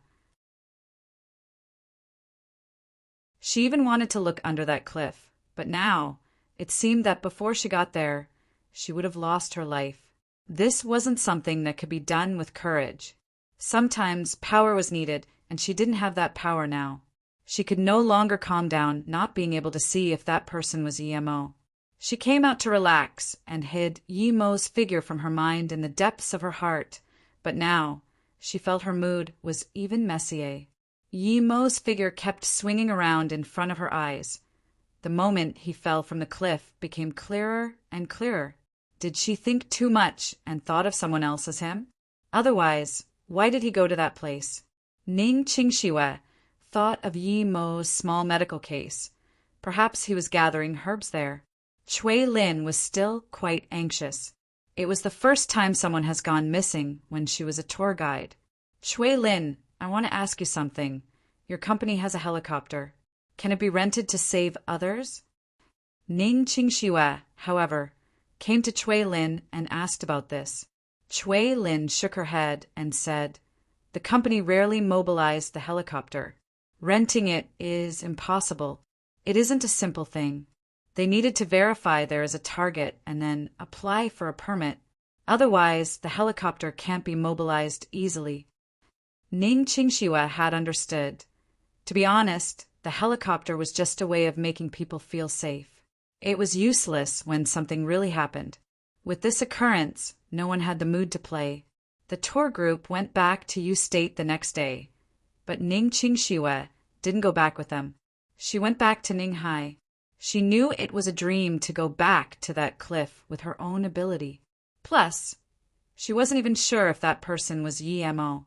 Perhaps she thought about Yi-Mo so much that even a figure was recognized as Yi-Mo by her. Even if she really went and that person was Yi-Mo, he wouldn't be alive falling from such a high cliff. Although she really wanted to ask for a helicopter, but she couldn't even say what person she was saving. If only Chi Wanqing was here, her father would be able to help.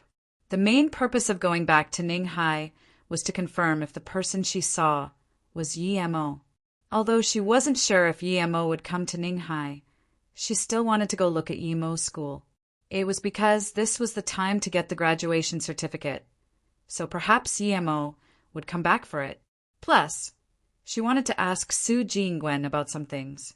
Ning Qingxiue went back to Ninghai and saw that flower in the pot was growing very well. She felt relieved.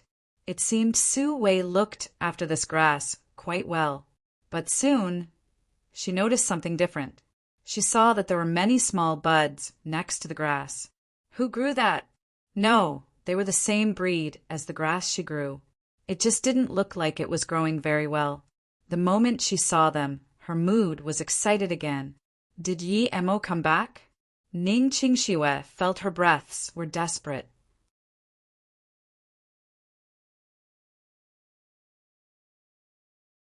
Chapter 196. Bottom of the Cliff. Chapter 196. Bottom of the cliff. Ning Qingxiue suddenly charged into the room. The room on the east side still had its door closed. Ning Qingxiue had calmed down now. She felt she was getting crazy. How could Yi-Mo come back? When that bead saved her life, she even felt she was getting further and further away from him, as though they weren't in the same world. Ning Qingxiue carefully opened the room. There was some dust there. She sighed and started to clean up. She would ask about the grass buds when Su Wei came back. Ning Qingxiue packed her things up. Su Wei hadn't come back yet. She was in an annoyed mood and wanted to walk outside. She subconsciously walked to the street where Yi-Mo was selling fake medicine. Although the streets were still busy and the sky wasn't dark, the businessmen had started to gather. Ning Qingxiue bought another golden cake and stood where Yi-Mo had his stall. She sat down as though feeling Yi-Mo's mood when he sat here. He must have been thinking, if only there was a customer. Come have a look. Recipe passed down from ancestor. Cures all illness, headache, fever, external internal injury, short-sightedness. There's only what you can't imagine. Nothing I can't cure. Yi-Mo's voice was still there, but where was he? Ning Qingxiue bit down on the golden cake. It was still the from same store made by the same person. But today the golden cake felt bitter. Was it missing something? Ning Qingxiue stood up. She prepared to go see Su Jingwen tomorrow and then go to Ninghai University. At this moment, her phone rung. It was Su Jingwen. Qingxiue, did you come back to Ninghai? Su Jingwen's tone was very crisp. She seemed to be in a good mood lately. MHM, did Mumei tell you? I was preparing to come see you for something tomorrow, Ning Qingxiue said subconsciously. She just got back to Ninghai today. Only Li Mumei knew. Now that Su Jingwen also knew, Li Mumei probably told her. Su Jingwen immediately replied, Yeah, where are you? I'll go to your place. I have some things too. Ning Qingxiue didn't wait long at a cafe before Su Jingwen arrived. Qingxiue, why do you look so emaciated? What happened? Su Jingwen thought about the questions she was going to ask. In her memory, Ning Qingxiue cared a lot about her appearance, but now her bleakness could be easily seen. Just what happened to her? Ning Qingxiue shook her head and said after a while, Nothing. I just want to ask you one thing. You once told me that you bought the charms from a master. Do you know how to use it? Su Jingwen looked at Ning Qingxiue in surprise, but she still answered, Yes, I've used quite a few. But now, I know who the person who sold them to me is. Is it Yi-Mo? Ning Qingxiue suddenly stood up. Su Jingwen looked at Ning Qingxiue in shock. It's him, but Qingxue, how did you know? So, it's true, Ning Qingxue murmured before sitting down again. Her eyes drifted off. By the way, you're with Yi Mo, he would teach you, Su Jingwen said saltily, but soon she changed into a lighter tone. Is Yi Mo really not our Luo Tsang? Ning Qingxue shook her head, but didn't speak as though she was thinking about something. At this moment, a tall youth walked into the cafe. Su Jingwen quickly stood up and waved her hand. Weijin cousin this way. The youth walked over and immediately saw Ning Qingxue, who was frowning. He felt his brain was blasted. He thought of Lin Daiyu. There was actually such woman in the world. He had always thought Jingwen was extremely pretty, but when he saw Ning Qingxue, he understood that there was someone prettier than Su Jingwen.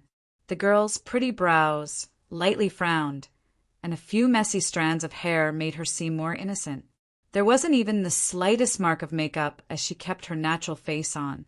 However, her face seemed emaciated, and her clothing were very casual. Who was this girl? Yi Mo woke up slowly and felt his body was full of pain. He immediately wanted to struggle to stand up. Crack, not good. It seemed he wasn't on the ground yet. As expected, he started to fall again. Luckily, the branch he landed on was already near the ground.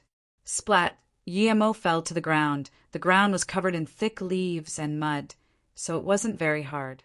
Yi Mo finally didn't get injured again, but immediately, the pain all over his body woke him up. He was indeed injured heavily. He subconsciously wanted to get some medical pills from his ring, but as soon as he moved his spirit sense, his head was cracking with pain. He almost fainted again. Yi Mo quickly stopped. What was this? He couldn't use his spirit sense. Was he too heavily wounded? Yi Mo looked at the wounds on his body. Bleeding had stopped, but there was a fit of dizziness that made him want to drink water. Yi Mo sat down, wanting to treat himself with qi, but his dantian felt the same as his spirit sense.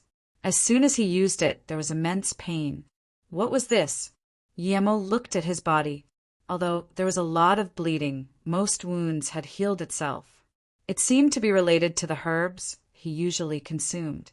At this moment, not only could he not use his spirit sense, but he also couldn't use qi to treat himself. If he continued like this, he would die at the bottom of this cliff. The two wounds that didn't heal were the long slash on his back and the one on his waist. It could be said that this sword saved him too. Although he was more heavily injured due to this sword, if Bienpa didn't throw it out, he might have fallen into a puddle of meat. It was due to this sword that brought him near the edge of the cliff. He could keep grabbing on things, and that saved his life. Luckily, this was the Shanongjia. If it was somewhere else, the cliff wall would be barren, and he would still die. Yi Mo looked at the long sword not far away and grabbed it over. He used it to support himself to stand as he studied the bottom of this cliff. It was gray everywhere, and he couldn't see much far. He thought and decided to find a safe place to treat his wounds first. If his power recovered, then he could still go up this place. Yi Mo didn't think he would come to this situation just for some herbs. He was almost killed by that Bienpa. Other than getting his sword, he realized the power of a real Earth-level master. However, other than that, he got nothing and had a body full of wounds. Ancient martial arts could be this strong at the Earth level. Yi Mo was sure that even if he was staged for Qi gathering, he couldn't say for sure if he could beat this Bienpa.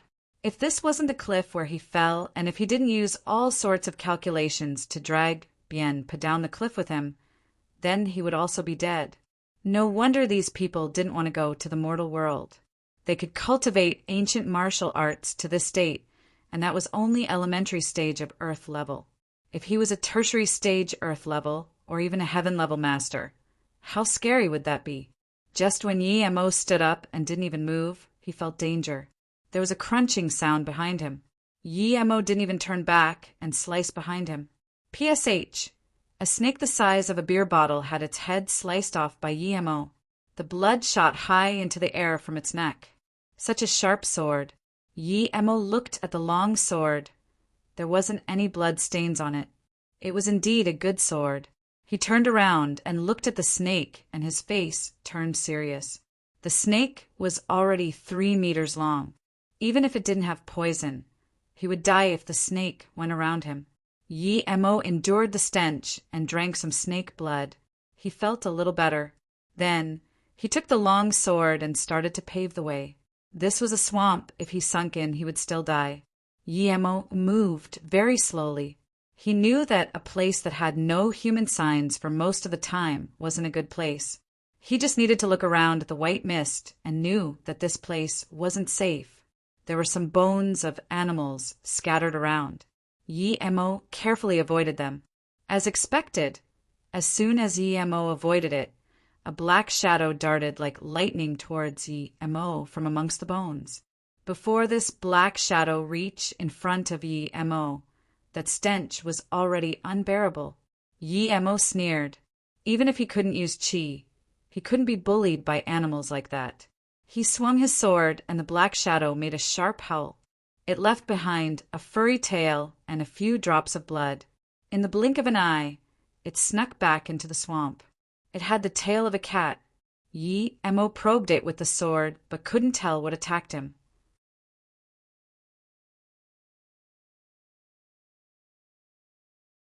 Ning Qingxue noticed the youth's impolite stare and frowned.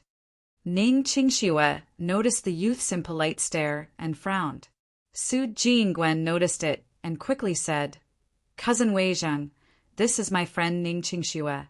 "Qingxue, this is my cousin I told you about, Wei Zheng," Ning Qingxue nodded.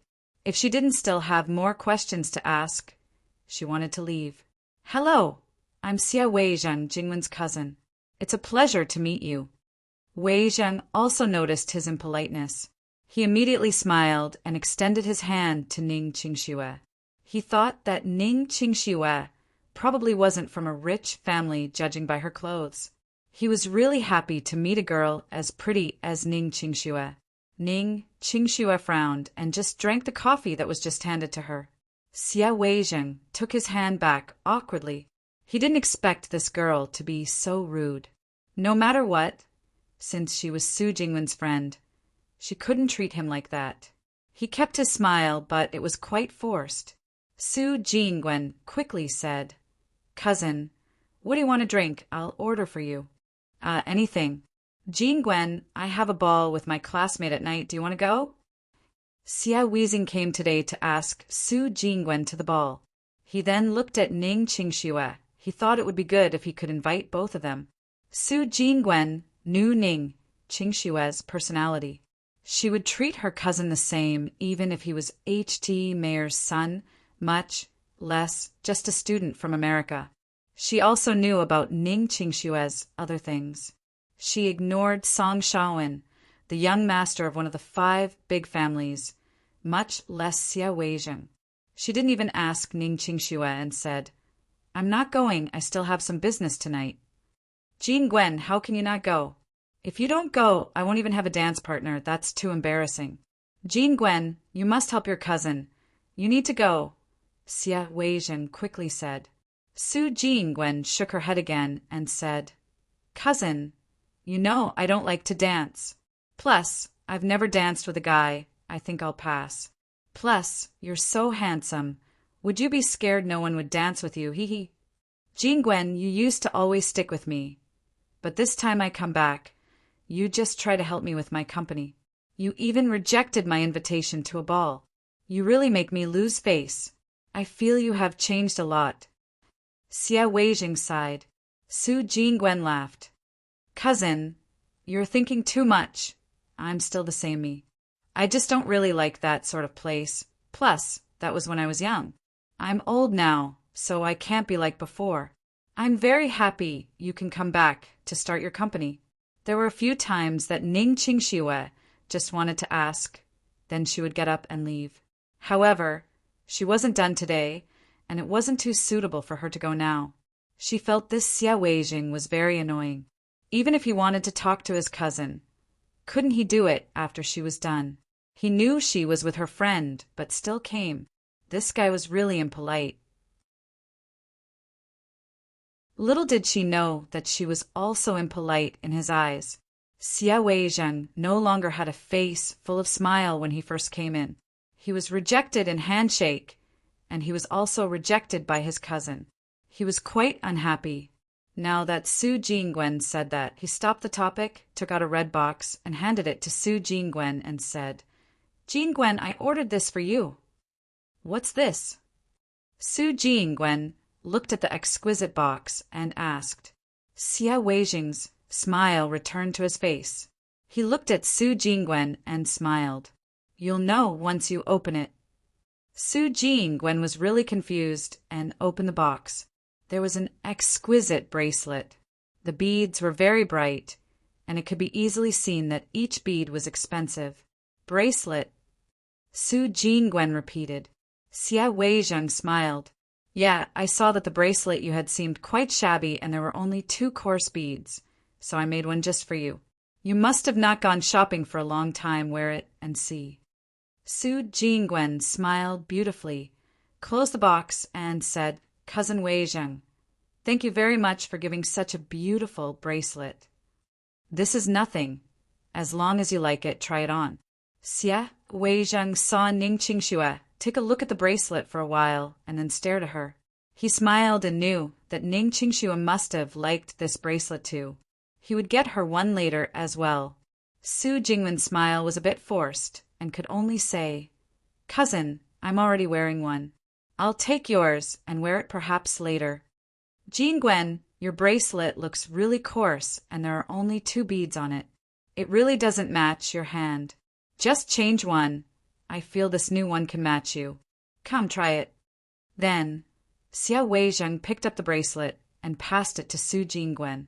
Ning Qingxue saw that Su Jingwen's bracelet only had 2 beads as well. That meant she had something happen to her as well, and used up 1 bead. She was a bit disappointed. If Su Jingwen really didn't want the other 2 beads, she would take it.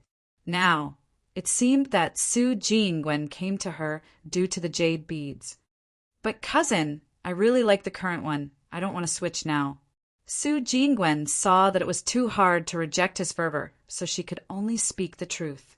Xia Weizheng, who thought Su Jingwen was embarrassed to take it, finally understood. Su Jingwen really didn't want to switch. Thinking about this, his face got awkward. As though seeing this, Su Jingwen quickly said, "Cousin, let's not talk about this now. I'll call some desserts. I still haven't ate yet. By the way, Qingxue, what do you want?" Before Ning Qingxue said anything, Xia Weizheng continued, "Jingwen, tell me the truth. Who gave you the bracelet? Is it very precious?" Su Jingwen glanced awkwardly at Ning Qingxue once, although she felt her cousin shouldn't have asked that question here. But since he did, she could only answer, "Yes, a friend gave it to me." "Then is it much more precious than the one I gave?" Xia Weizheng started to feel this indescribable feeling of discomfort, but he still wanted to ask things clear. Su Jingwen hesitated and looked at Xia Weizheng's bracelet and said after a while, "Perhaps it's a bit more precious, but—" Su Jingwen didn't know how to explain it to Xia Weizheng. She said Yumo's bracelet was more precious, and it really was. However, Xia Weizheng misunderstood Su Jingwen's intentions. He thought that what Su Jingwen meant was that the person was much more important than him. Thinking about this, even though he was magnanimous, his face still grew bad. Su Jingwen's immediately discerned the annoyance on her cousin's face and quickly said, "Cousin, don't think too much. I'm really just used to the bracelet in my hand. I don't want to change it for now." Xia Weizheng suddenly smiled. His face returned to normal as he suddenly said, "Cousin, the person who gave this to you is your boyfriend, right? When did you have a boyfriend? I didn't even know. Bring him next time and introduce us." Hearing Xia Weizheng's words, Su Jingwen quickly waved her hands. "Cousin, don't say random things. He's not my boyfriend. Just a friend that we can get along." Then, Su Jingwen also subconsciously looked at Ning Qingxue. Although she knew their relationship wasn't good, she still didn't want Ning Qingxue to misunderstand. However, Xia Weizheng smiled plainly. You said you don't like dancing and have never danced with a guy. Last time at your birthday, you seem to have danced with a guy. Did he give you this bracelet? And you say you don't like guys in your car, but can you be sure the person who gave you this bracelet hasn't rode in your car? Su Jingwen's face didn't have the smile before. In her memory, Xia Weizheng was always the big brother who protected her, but now he was investigating her. She couldn't let this go, and he was talking to her in such tone. For the first time, she felt the cousin she hadn't seen for so many years wasn't the same cousin. Sorry, Jingwen, I was too emotional. But you would even reject a ball invitation. You're letting them laugh at me. I came back to stay at Ninghai this time intentionally, so I think you should understand. Xia Weizheng could no longer care about Ning Qingxue on the side. Regardless of whether he was going for Ning Qingxue, he wasn't going to let Su Jingwen pass. Su Jingwen didn't expect Xia Weizheng to be this impulsive. He didn't even consider Ning Qingxue on the side. She felt uncomfortable. It didn't matter if he was talking about other people, but he was talking about Yi Mo cousin, you're right.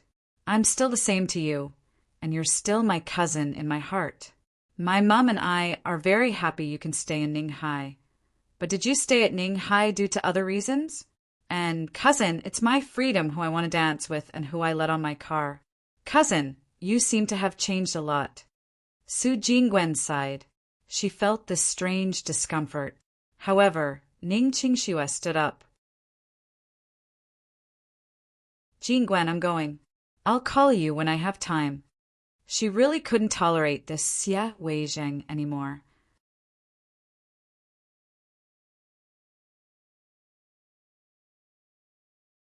Wait. Su Jingwen stopped Ning Qingxue and turned back to look at Xia Weizheng. She said hardly, Cousin, I have some business with Qingxue today. If there's something, we can talk about it tomorrow. Wait. Su Jingwen stopped Ning Qingxue and turned back to look at Xia Weizheng. She said hardly, Cousin, I have some business with Qingxue today. If there's something, we can talk about it tomorrow. Xia Weizheng's face changed, but soon recovered a smile. In that case, I won't disturb you, see you. Xia Weizheng walked out of the cafe with a bad face, but after a while he made a call. Auntie, yes, it's me, Weizheng. I want to come over. Yes, there are some things that I can't explain clearly over the phone. Okay, I'm coming over immediately. Seeing Xia Weizheng's car leave, Su Jingwen suddenly realized her words might have been too heavy. Was her cousin angry? By the way, Qingxue, you said you have something to ask me? Did you want to ask how to use the charm? Su Jingwen turned and asked Ning Qingxue. Yes, indeed. Ning Qingxue saw Xia Weizheng had gone and sat down again. Su Jingwen said helplessly, Actually, my cousin is a very nice person. He's just used to being a bit dominant. Don't mind him. Oh, let's not talk about this. The charms are actually very easy to use. Force Spirit, Cleansing Charm, and Fireball. You just need to throw it out and say Lin. As for the Body Protection Charm, just make a little pouch and keep it on you. I don't know about the others, though. Ning Qingxue didn't expect the charms were so easy to use.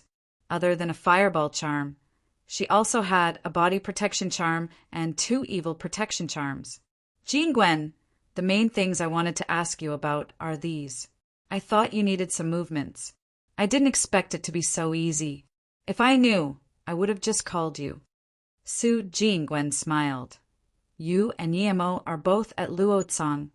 Why don't you ask him to teach you? Remember to ask him to give me some more next time you see him.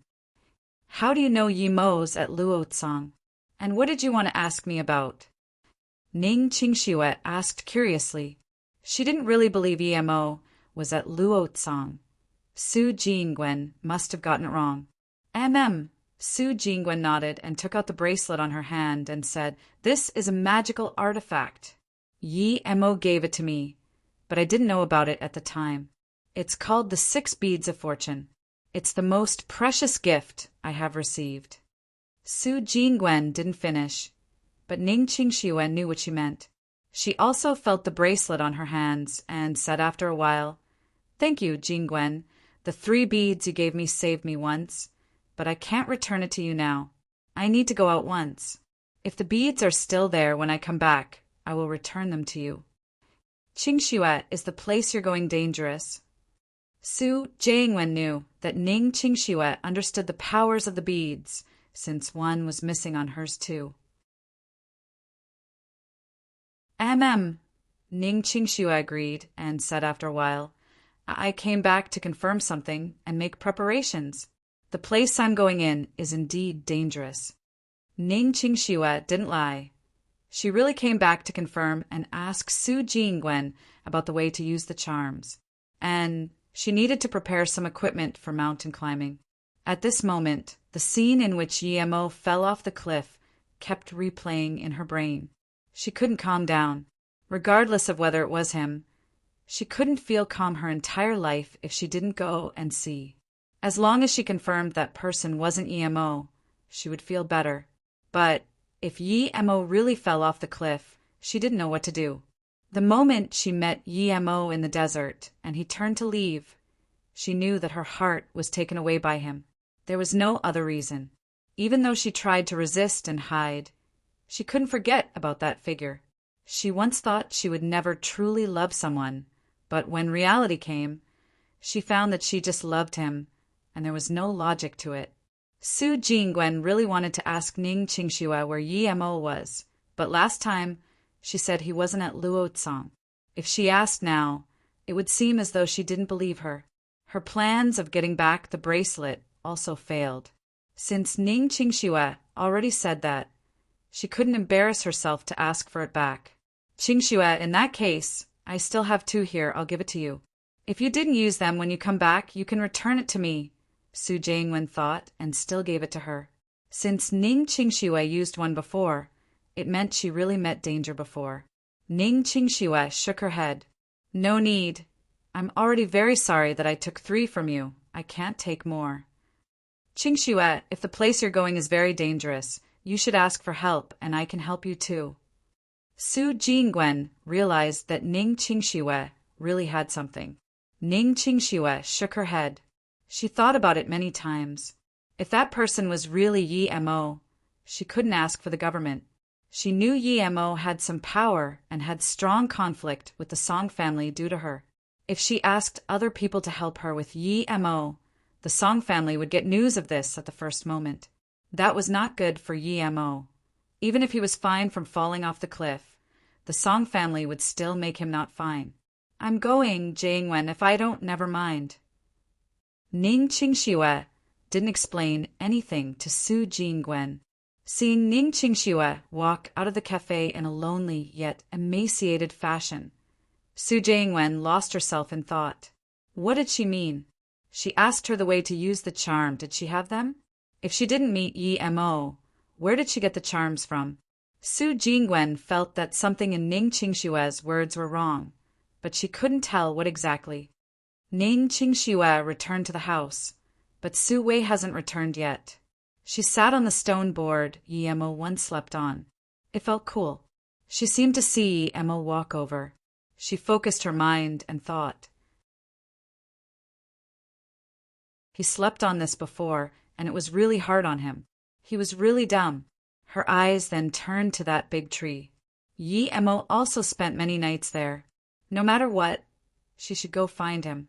Su Wei just opened the door and saw Ning Qingxue lost in thought. She said with surprise and joy, "Qingxue, when did you come back?"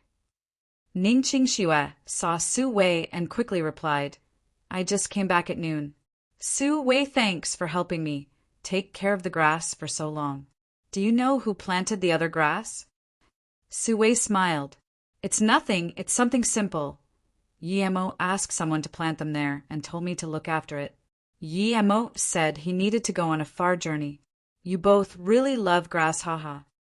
Ning Qingxue heard this, and her face immediately went pale. She had come to the realization that the person who fell off the cliff must be Yemo otherwise. How could there be such a coincidence? "Are you okay, Qingxue?" Su Wei just realized that Ning Qingxue was not only fatigued, but her spirit wasn't well either. Nothing, Ning Qingxue smiled and said. I still need to go out a while. Please take care of these grass for me. She paused before continuing. If I come back rather late and the grass germs are withered, I will tell my mum not to touch that flower pot. Let the pot stay there. I'm going to rest. I'm tired. Su Wei looked worriedly as Ning Qingxue walked into the room. She felt Ning Qingxue's words were strange. That flower pot had been there for many years. The house owner didn't move it, so why would her mother move it? Ning Qingxue rested for a night. Since she had made up her mind, she no longer felt lost. She spent half a day the second day and prepared all sorts of tools and things for outdoor survival. Then, she put the body protection charm and evil protection charm in a bag she made and hung it on her waist. Then, she rushed towards Shen Nongjia quickly. There were quite a lot of people carrying a big bag like her.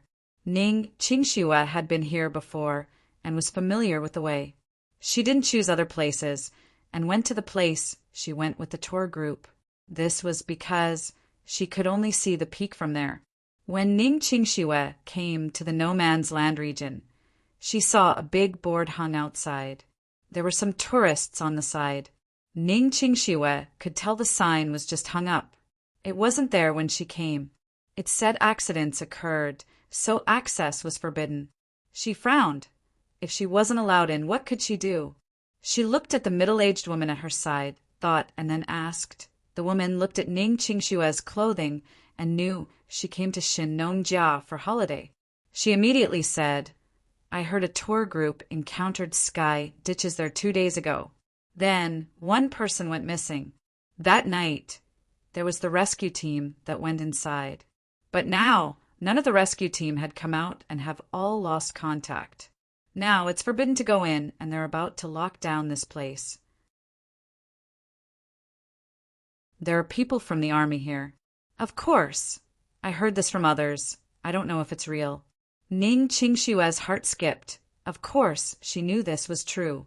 She didn't expect. None of the rescue team had made it out. Was it really that dangerous? But regardless of that, if the military came in the afternoon and locked this place down, wouldn't she have no chance of entering? She looked around and saw there wasn't much people and planned when she could go in when no one looked. There was no one guarding now, so it really wasn't hard sneaking in. There were people gathered there discussing about the eerie event 2 nights ago. Ning Qingxue, however, carefully avoided them and quickly snuck in, disappearing in the woods. That woman who talked with Ning Qingxue chatted with others and seemed to have remembered Ning Qingxue after a while. She turned around, but Ning Qingxue was gone. Her face was immediately scared pale.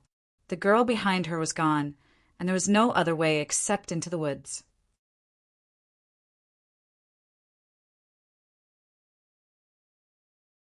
Ning Qingxue quickly came to the place where they set up camp last time. It was an open space, and it was in the middle of the day, but Ning Qingxue had a frosty feeling. Ning Qingxue quickly came to the place where they set up camp last time. It was an open space, and it was in the middle of the day, but Ning Qingxue had a frosty feeling. She subconsciously shivered. The dead silence made her skin tingle. She remembered there used to be bird humming here when they camped here, but now it was just dead silence. If it wasn't for Yemo, she wouldn't come here a second time no matter what. She carefully walked over to the campsite. Not far ahead was the sky ditch. The large hole was still there, and there were no marks around. However, Ning Qingxue felt a sudden frosty feeling coming at her, as though something was trying to grab her. Ning Qingxue was so scared that she didn't dare to move. She realized that it seemed to be blurry ahead. The evil repellent charm near her chest spread a warmness which dispersed quick. Ning Qingxue seemed to have heard a sharp scream. It was the same scream they heard that day. Then she felt that approaching frosty feeling disappear, and so did the tingling of her skin. The misty environment also seemed to have cleared up. Is it really useful? Ning Qingxue subconsciously touched it. Although she didn't know what happened just then, She felt it was related to the charm at her chest. The sky ditch was still the same, but just without that frightening feeling. Ning Qingxue took a deep breath and continued forward, avoiding the hole. A shoe appeared in front of her, giving her quite a scare. She quickly avoided it. It was a military shoe. Was it from the rescue team? Ning Qingxue didn't dare to keep thinking. She had the feeling that something was constantly looking at her, but afraid to close in. It should be due to the evil repellent charm. Thinking about this, Ning Qingxue didn't dare to linger around and quickly ran towards the cliff. After running out a few kilometers, Ning Qingxue just realized that her clothes were torn up. However, there was still that almost indiscernible feeling that she was being watched. She suddenly turned around and her skin tingled again. She looked nervously at a place. She felt that thing was there. That feeling was very strange, not logical at all. But after experiencing all this, she was no longer a non-believer. She held tightly the fireball charm, looked behind her, waved the charm, and said, "I don't care what you are, but if you dare to come close, I will burn you with the fireball. I will get my husband to eradicate your soul later." Although Ning Qingxue shouted this out, it was just to boost her courage. She didn't know if her feelings were right. Perhaps she was just scaring herself, but this was all she could do. That frosty feeling seemed to have kept staring at Ning Qingxue for a while, but it also seemed to be scared of Ning Qingxue's words and slowly disappeared. Ning Qingxue felt it when the frigidness disappeared and immediately turned and ran. Despite carrying a big bag and having obstacles everywhere, Ning Qingxue still ran out a few kms in one breath before dropping the bag and catching her breath desperately. What made her feel safe was that frosty feeling finally disappearing and there were birds humming again. She didn't know if she was scaring herself, but perhaps there really was those unexplainable things in the world. She rested for a while before taking out some cream and rubbing it on her skin. Her snowy white skin had marks everywhere. Ning Qingxue rested a while before looking around. This was a valley, and a small stream ran by Ning Qingxue. It seemed very poetic, but Ning Qingxue didn't have that feeling at all. She was on high alert. If it wasn't because she could find Yemo in front, perhaps she would have collapsed.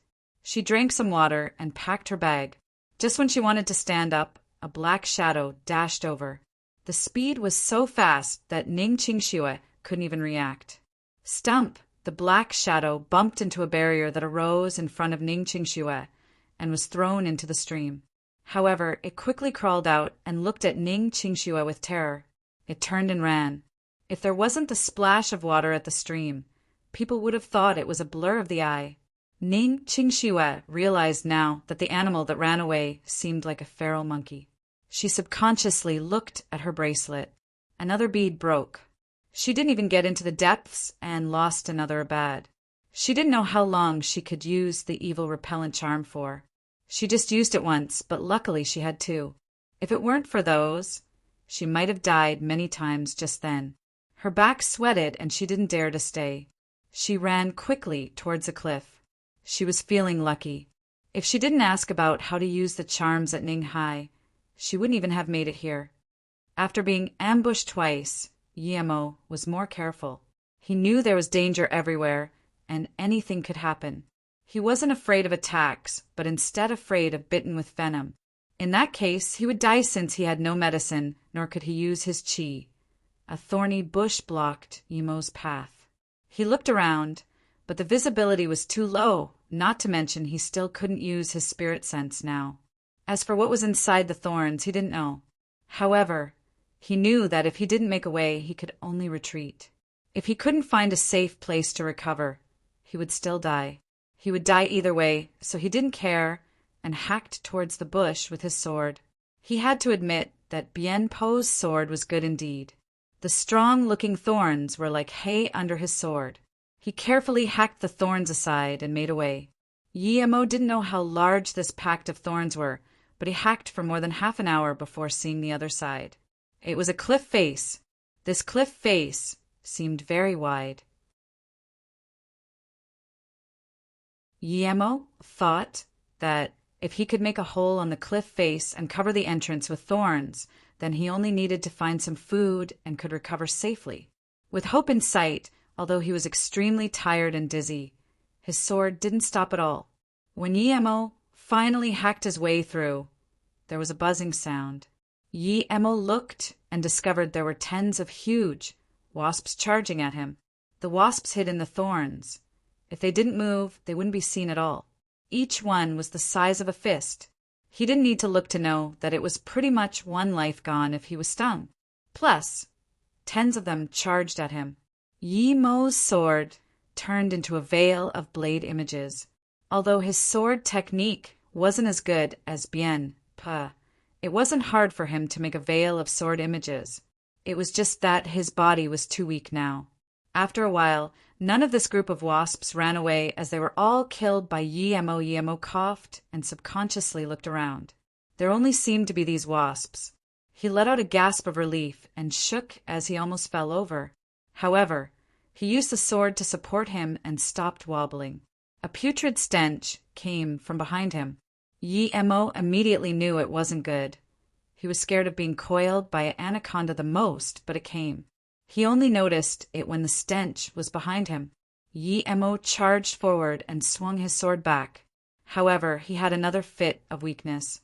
He couldn't even hold up the sword in his hand. The hack and slash before had used up his energy. It was just a brief moment and a cold stench, and he was already coiled.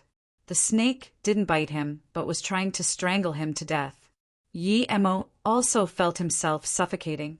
His head started to grow dizzy drastically, but he knew that if he fainted, he would die for sure. He bit down on the tip of his tongue and spat out a mouthful of blood. He forcefully twisted the sword in his hand, using all of his might to lever it to the outside.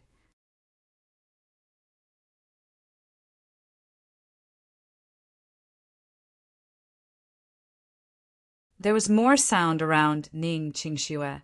Although she was still by herself in the forest, Ning Qingxue wasn't as scared as before. It was as though the chiming of the birds were much cuter than the dead silence near the sky ditch. There was more sound around Ning Qingxue. Although she was still by herself in the forest, Ning Qingxue wasn't as scared as before. It was as though the chiming of the birds were much cuter than the dead silence near the sky ditch. Due to the animal attack, Ning Qingxue only rested for a little while and took out the telescope to look at the distance. Although she was closer to the cliff, she couldn't see as clear as she could before since the mist covered everything. Ning Qingxue didn't dare to linger. She already wasted a day's time. If something happened to Yi-Emo, she wouldn't know what to do. In the forest, other than some open spaces, most places seemed dark and eerie. She was scared that if she lingered on, that terrifying thing would chase her. Luckily, the evil repellent charm would spread some warmness from time to time, making her not too afraid of the dark surrounding. Ning Qingxue didn't seem to feel fatigue trekking in this primal forest. She just kept walking, knowing the direction of the cliff and not caring about the rest. She was also thinking. She didn't know if it was due to Yi-Emo saving her last time or because she was tensed up mentally that her stamina seemed a lot better. Luckily, Ning Qingxue didn't encounter peaks that were too high. Although her luck was good, she still collapsed in fatigue after the second peak. When she looked at herself, her clothes were tattered. Her jeans were ripped, and her coat had holes everywhere. Now, Ning Qingxue knew that she prepared a lot of things for survival, but not clothes. It was dark now.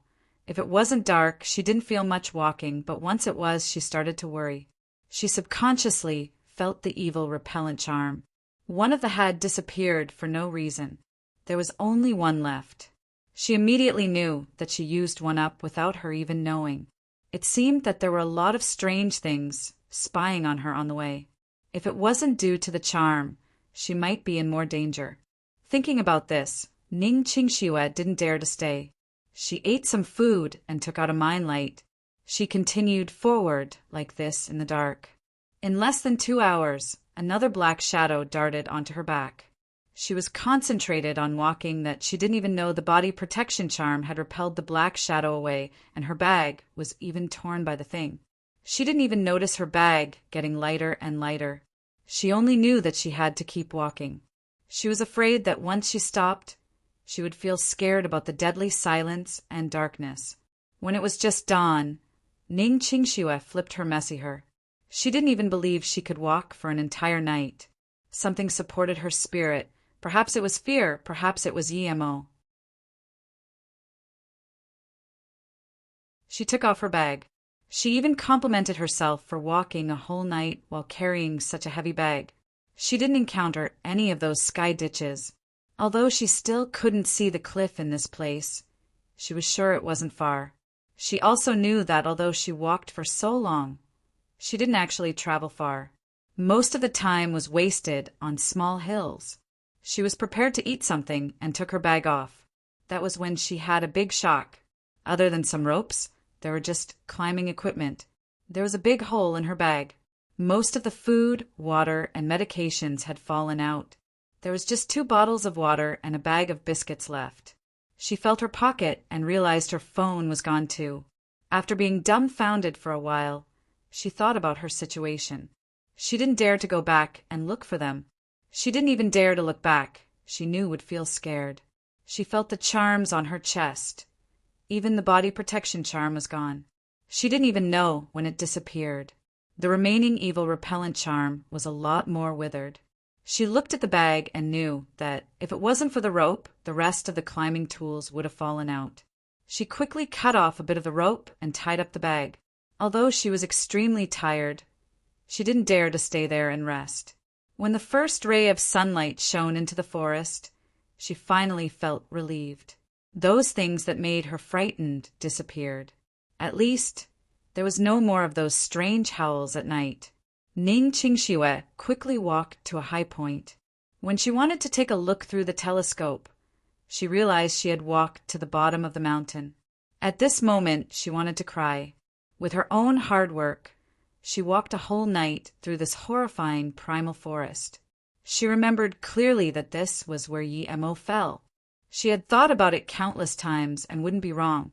She didn't want to go through the unknown things in the forest again.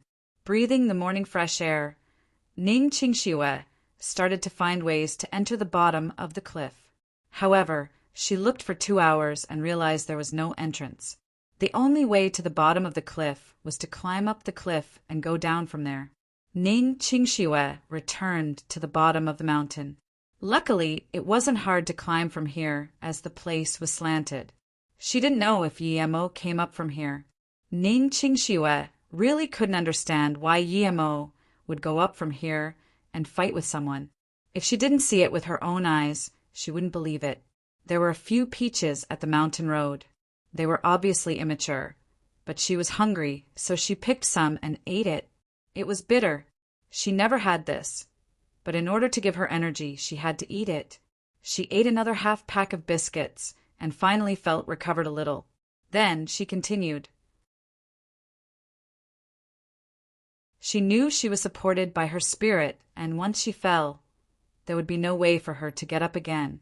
At this moment, she was sure her body was much better than before. It was definitely related to Yi Mo's treatment that night. If it wasn't due to that, perhaps she wouldn't be able to make it here even with her determined spirit. Although this peak wasn't steep, it was still very hard for Ning Qingxue. She put all the tools on her waist and started to climb, carefully.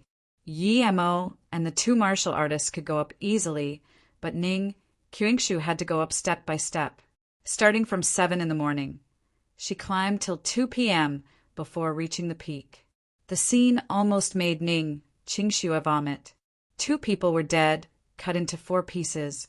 But soon, Ning Qingxue saw the place she stared at before with her telescope. She was sure that Yimo fell from here. She walked to the edge and looked down. There were layers of white mist. She couldn't see the bottom. She shivered. Would he still be alive falling from here? Her rope was 100 m at most. This cliff seemed to be about 1 kilometer tall. How could she get down? If she didn't get down, what was the point of coming here? Did she have the courage to return from where she came? Ning Qingxue just thought about this now. She never even thought about a way of getting back. Was she going back? If Yi-mo was no longer alive, what would be the point of her going back? Ning Qingxue shook her head and put aside these thoughts. She looked at the two dead person and no longer had the fear she had before. Ning Qingxue walked to a body and picked up a small sword. She found in joy that this body had a huge bag beside it. She opened it and it was full of rope. She quickly pulled it out and now realized that it was made from a fiber she had never seen before. It was very thin, but when she tested it, it was very sturdy. It was even sturdier than the rope she prepared. She looked at the big loop and realized perhaps it was 1 kilometer long. At the end, there was a metal hook. Ning Qingxue gasped a sigh of relief. Without this rope, she could only climb down from here carefully, but she didn't even need to climb to know that it would be death. This cliff was too steep. Even with the rocks and sticks sticking out, it would still be highly likely for her to die. Ning Qingxue carefully secured the rope on a rock and tested it before tying it to her waist. Then, she grabbed the tools and slided down the cliff slowly.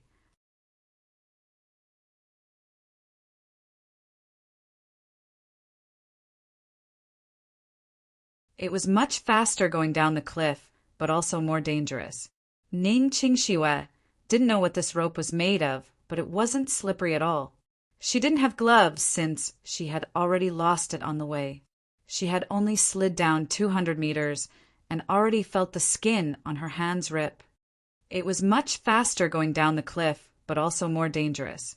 Ning Qingxue didn't know what this rope was made of, but it wasn't slippery at all.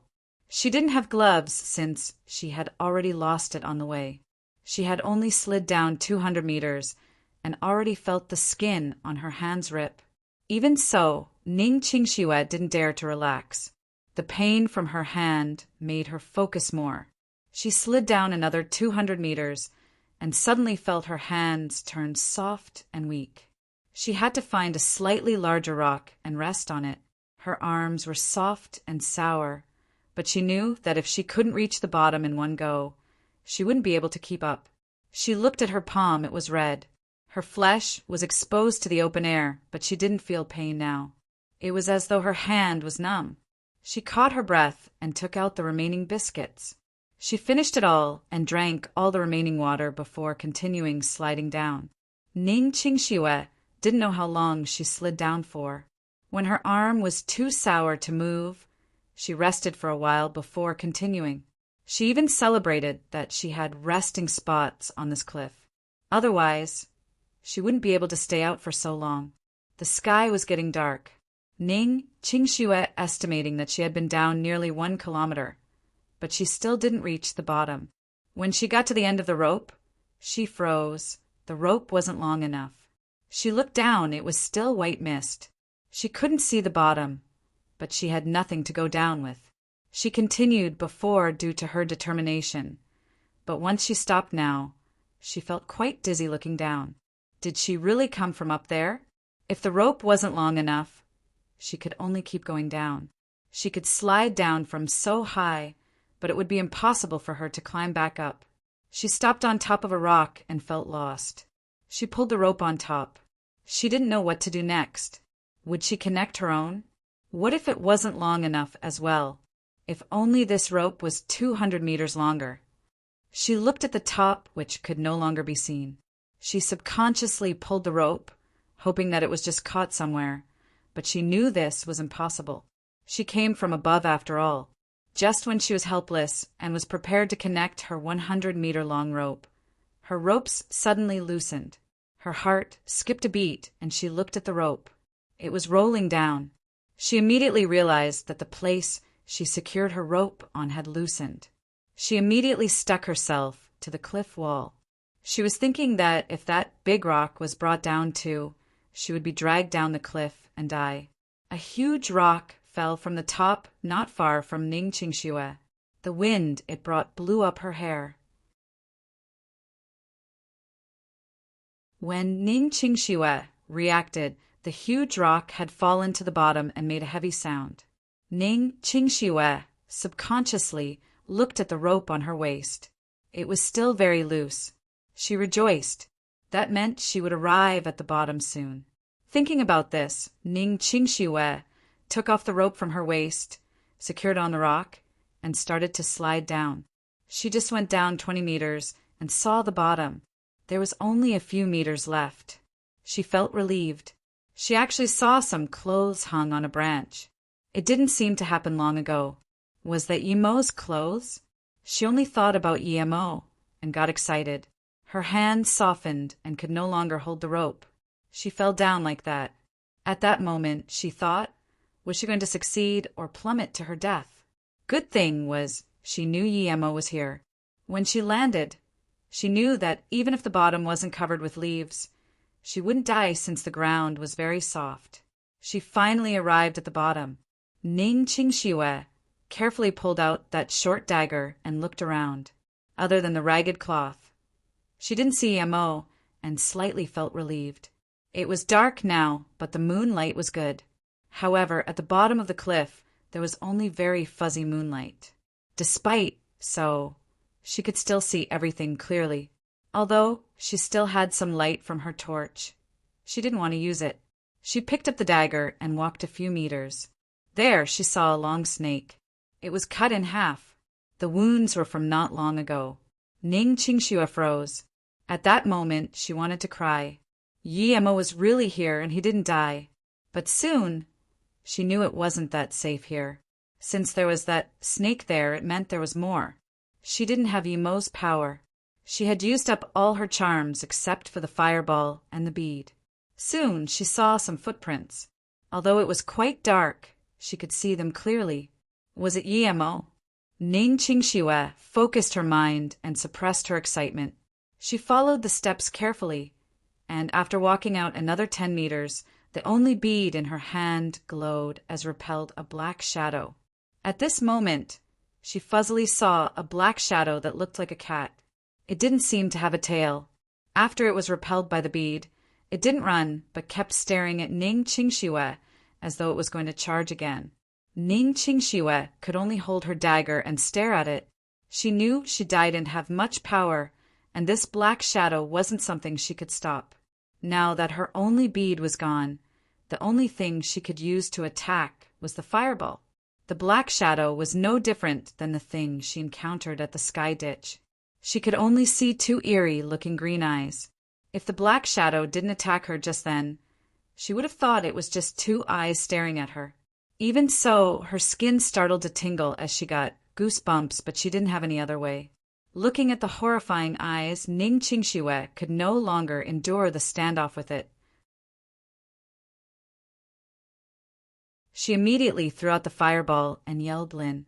Blast, the sound the fireball made in the silence, was scary. Under the fire, the black shadow dashed away again and disappeared. Ning Qingxiue froze. She just used her fireball like that. She didn't think it would really work. Although she knew the other two charms could be used, it wasn't so straightforward in her eyes like that. She just froze for a bit and realized that it was her chance to run. If that black shadow came back again, only death awaited her. The only thing she had now was a dagger, and that was to boost her courage. With the brightness caused by the fireball, Ning Qingxiue soon saw a thorny brush. There was an obvious path ahead. Did Yimo make that? She didn't even think and started running, charging into the thorny path. At the end, there was a foul stench. Ning Qingxiue quickly opened her mind light, and the scene in front of her eyes almost scared her to death. Yimo laid in a bloodied pool with a big snake. Ning Qingxiue quickly walked up and helped Yimo up. At this moment, she saw that the snake was probably cut into multiple pieces by Yimo's sword. She felt his chest and learned that there was still a pulse. Finally, she was able to feel relieved.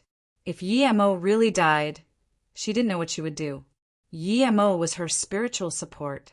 It was because he was here that she had such courage and determination to come here. If Yimo wasn't here, even if she had the courage to live, she would go crazy here. Plus, she didn't have the courage to live. Ning Qingxiue struggled and pulled Yimo to an empty space near the cliff wall. She looked at Yimo in her arms and noticed that he was full of wounds like her. A few of them was very deep.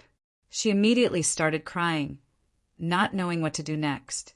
After a long while, she calmed down and rubbed her eyes. She carefully pressed Yimo's chest. She didn't know if this could wake him, but she had no other way. Yimo sliced the snake and actually fainted after relaxing. He fuzzily felt that someone was pushing his chest, so he subconsciously opened his eyes. Ning Qingxue? Yimo yelled out in shock. How was Ning Qingxue here? Was he dreaming? Hearing Yimo's voice, Ning Qingxue was like struck by lightning. Her movement stopped as she stared at Yimo in a daze. After half a beat, she rushed into his arms and started crying. All the fear, loss, and loneliness were in the cries. Yimo looked at the Ning Qingxue who had marks all over her body with extremely shriveled hair and messy clothes. He seemed to have understood something, but he just didn't know how she knew he was here. He opened his mouth and subconsciously put his arms around her. When he wanted to ask her something, he found she had fallen asleep in his arms with tears rolling down the side of her face.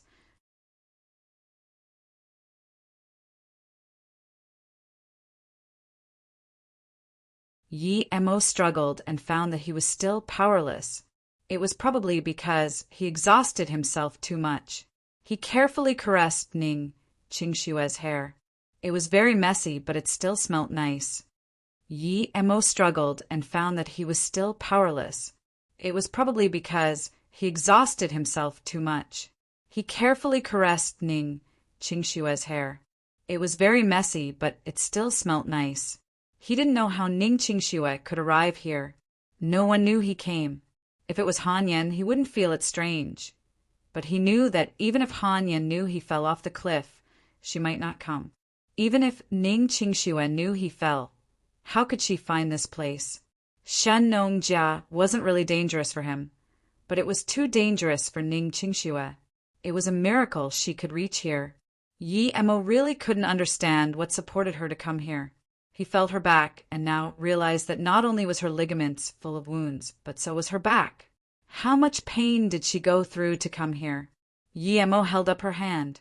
It was a bloodied mesh. There was not a patch of good flesh. Ning Qingxue seemed to be hurt in her dreams and frowned, but she still didn't wake up. At this moment, Yimo actually felt pain in his heart. He knew that Ning Qingxue had a good impression of him and might even be in love with him. He could tell by how she went to the desert last time. If Ning Qingxue went to Flowing Snake to repay her gratitude, then it wasn't that simple when she went to the desert. Now, she risked her life to come to the bottom of the cliff. Even if Yimo's heart was stone cold, he was touched by her actions. He once thought Ning Qingxue was just a pretty rich girl who was arrogant and thought they could never be in the same world. But now he knew that he didn't completely understand this wealthy girl. Underneath her cold expression hid a fiery heart that was obstinate. Other than his master Luoying, who would treat him like this. It seemed he was too harsh to her before. Yimo felt her hair and remembered the words she said that night. I really want to call you husband, but I can't say it. I already married Yimo. That box is his wedding gift to me. Don't separate me with that box. There's a grass that I left for Yimo in the yard. If he comes, give this phone to him as well. If not, never mind. He thought about the moment when he left her in the desert, that disappointment and yearning in her eyes. It seemed that she had a lot to say. He remembered the bloodied silver heart grass and the small medical case that she hugged even when she was about to die. Was that love? Yimo lost himself as he thought about this. At this moment, the moon was high up in the sky, shooting down faint rays on Yimo and Ning Qingxue that made everything seem so tranquil. The morning sun couldn't completely shine into the bottom, but still a few rays passed through the mist. A wild crow's quack woke up Ning Qingxue. Yimo. As soon as she wanted to get up, she felt a pair of arms around her waist. Her clothes were tattered, and Yimo's arm was over her half-naked body. Ning Qingxue blushed, but felt warm at heart. In these few days of terror, She only felt safe in Yemo's arms. She felt a fit of hunger. Why did Yemo still not move? Ning Qingxue just realized this. What happened to Yemo? She started to panic again, but soon she discovered that Yemo just fainted again and was just asleep. He still had breathing, but his lips cracked heavily. He's thirsty? No, he probably lost a lot of blood. Ning Qingxue quickly got up and put Yemo in a comfortable position before standing up. She should find some water for him. Now, she regretted drinking all the water. She should have saved it for Yemo. However, she forgot that if she didn't take it, perhaps she wouldn't even make it here. Ning Qingxue walked over to the snake that was killed and picked up Yemo's sword. She just realized the snake was more than 6 meters long. She really didn't know how Yemo killed it. Ning Qingxue put the sword beside Yemo and prepared to walk through the thorny passage.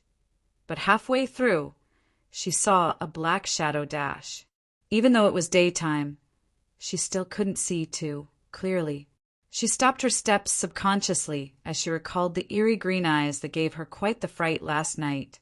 She had no defense now. If she went out, it would be suicide. She walked back again. If she died, what would happen to Yemo? Although she didn't know why the black shadow didn't dare to walk into the thorny brush. But she still used the sword to block the way with some thorny brush. There was a shadow that could dash to her in an instant, and Ning Qingxue no longer dared to go out. Ning Qingxue turned around and examined the place. The thorny brush covered quite a large area, around 5 to 6 acres. She looked at the dead snake and thought if this place was the snake's territory, so other things didn't dare to come. As the sun gradually rose, Ning Qingxue saw more clearly. A few meters out, there were a few trees on the cliff face, but the smallest one was 4 meters tall. There were a few green fruits on the tree about the size of eggs. Other than those, there didn't seem to be anything edible elsewhere. She looked at Yemo, who was still unconscious, and started to dig on the cliff face. Ning Qingxue didn't expect the dagger to be so sharp that it wasn't hard digging into stone. She subconsciously looked at it. She picked it up at the top of the cliff, but didn't expect it to be this sharp. For meters high wasn't easy, but with the help of the dagger, she climbed up quickly. There were 5 fruits altogether. Only 2 was half red, and the other 3 were still green. Although she picked 5, she didn't know if they were edible. She had never seen this fruit before. It looked like peaches, but she ate peaches yesterday, and they didn't look like this. She bit one. It tasted sweet and was quite watery. She wanted to eat more after taking a bite, but she knew it was probably because she was too hungry. She resisted the urge to eat the rest and put it aside. After a while, she felt she was okay. This meant the fruit wasn't poisonous. Then she took the fruit and walked up to Yemo and carefully helped him up. It was just like yesterday. She continued to press on his chest. After a while, Yemo woke up and looked apologetically at Ning Qingxue. He didn't talk. He knew he had lost a lot of blood. If he didn't have a way to recover his qi, the result would be unknown. You're awake. Quickly eat something. I think you're a bit dehydrated now. Ning Qingxue gave the fruits to Yemo in joy. Yemo knew that he had to eat something and took one and started eating. Where did you get this? It tastes really good. Have you eaten? Yemo felt he had recovered some and asked in surprise. I've already eaten. I just don't like the taste of the fruit. Keep eating. There's another 4. Ning Qingxue passed the rest of them to Yemo. He looked at Ning Qingxue's lips and saw that she really seemed to have eaten. Then he was rest assured and ate the remaining fruits. But at the 5th one, he saw this one seemed to have been bitten once. He looked at her in surprise. When Yemo looked at her, Ning Qingxue quickly said, I ate a few just then. I don't really like the taste. I just bit one and I don't want it. You wouldn't mind me, right? Yemo seemed to have understood something and smiled. He didn't talk. Although he didn't know how many Ning Qingxue ate, he knew that Ning Qingxue wouldn't dislike the fruit. Although it was a bit bitter, It still tasted pretty good. However, he didn't pass it back. If he didn't recover, it would be too dangerous here. Seeing Yi Mo finish the fifth one, Ning Qingxue finally let out a gasp of relief. She stood up and said, "I'll go out and see if there's anything else that is edible." She just spoke one sentence and wobbled, almost falling over. She knew that she was too exhausted and couldn't hold much longer. Ning Qingxue turned around and gave Yi Mo a smile that she was okay. She wanted to find a place to rest and see if she could climb up to that tree 7 or 8 meters high. However, Yi Mo stood up slowly and held on Ning Qingxue's shoulder. He said apologetically, "Sorry, Qingxue, although I don't know how you know I'm here, but I probably brought this trouble on you." Ning Qingxue shook and slowly turned around. It was the first time Yi Mo spoke to her so gently. She could no longer resist the yearning and nervousness in her heart and rushed into Yi Mo's arms. "Yi Mo,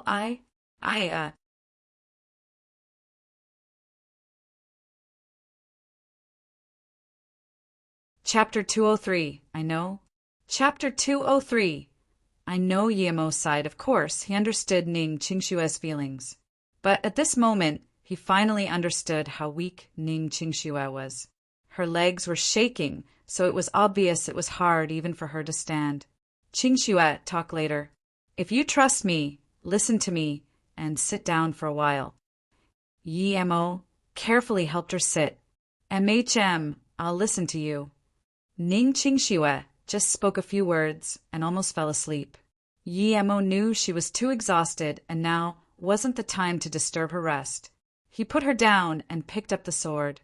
He walked to the cliff and saw there were holes dug out by her. It seemed she climbed up here to pick the fruit. Yi Mo recovered some stamina and climbed up to the 7-meter-high tree. There were just 5 egg-sized fruits. Although there were more trees up, Yi Mo knew that his body wouldn't be able to keep up if he went higher. The main thing was Ning Qingxue needed something to eat. After picking all 5, Yi Mo looked up. The higher tree also had 5 fruits. It seemed that this tree can only have 5 fruits at a time. Ning Qingxue said she ate a lot and even disliked it. He knew she was lying to him. At this moment, Yi Mo's heart felt tender towards her. Sometimes it was really hard to understand person. If he just left from Ninghai then, the two would have no connections. Perhaps he would never know that Ning Qingxue had this side to her.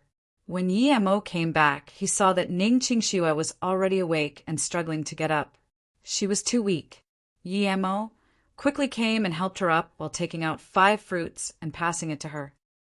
"You eat some. You went to pick the fruit at the cliff face." Ning Qingxue immediately knew that Yi Mo must have went up to pick the fruit. Yi Mo nodded. "You must be really hungry. Eat something first." Ning Qingxue nodded and took 2 and said, "2 is enough for me, eat the rest." Yi Mo subconsciously shook his head and said, "I've already eaten." Ning Qingxue froze for a moment and suddenly laughed. But soon, her eyes went red and looked at Yi Mo for a moment before saying, "I know there are only 5 on every tree. I counted. There are 5 here. You must have not eaten unless you picked 2 trees. But I know you only picked 1, right?" Yi Mo nodded awkwardly and said, "Didn't you say you ate before? But you also gave me 5. Ning Qingxue blushed and bit a fruit before saying in a soft voice, "I ate. Didn't you see one was bitten by me? Why did you just take 1 bite? And how did you know I just picked 5 and came back?" Yi Mo was surprised and asked. "I know." Ning Qingxue just spoke those words and didn't explain. Yi Mo knew she only answered the latter question very confusingly, but she didn't answer the former question. "You know." Yi Mo repeated, but he soon understood that he was worried about Ning Qingxue and wouldn't climb higher for more fruits. He would take it back and get it for her to eat, and only then would he feel relieved. Since Ning Qingxue said she knew, it meant that she understood what he was like. Yi Mo looked at Ning Qingxue, who was still biting the fruit. He had begun to understand why Ning Qingxue chased him all the way here. In her heart, he was trusted to this degree. At this moment, Yi Mo didn't know what to say. The manner in which Ning Qingxue ate was very serene, making Yi Mo reminisce the time when they ate together at Ninghai. She has always been like this. She didn't talk much, but there was not much difference with the way they think. Yi Mo's eyes glanced upon her chest. Her clothes were torn heavily, and her chest also had many wounds.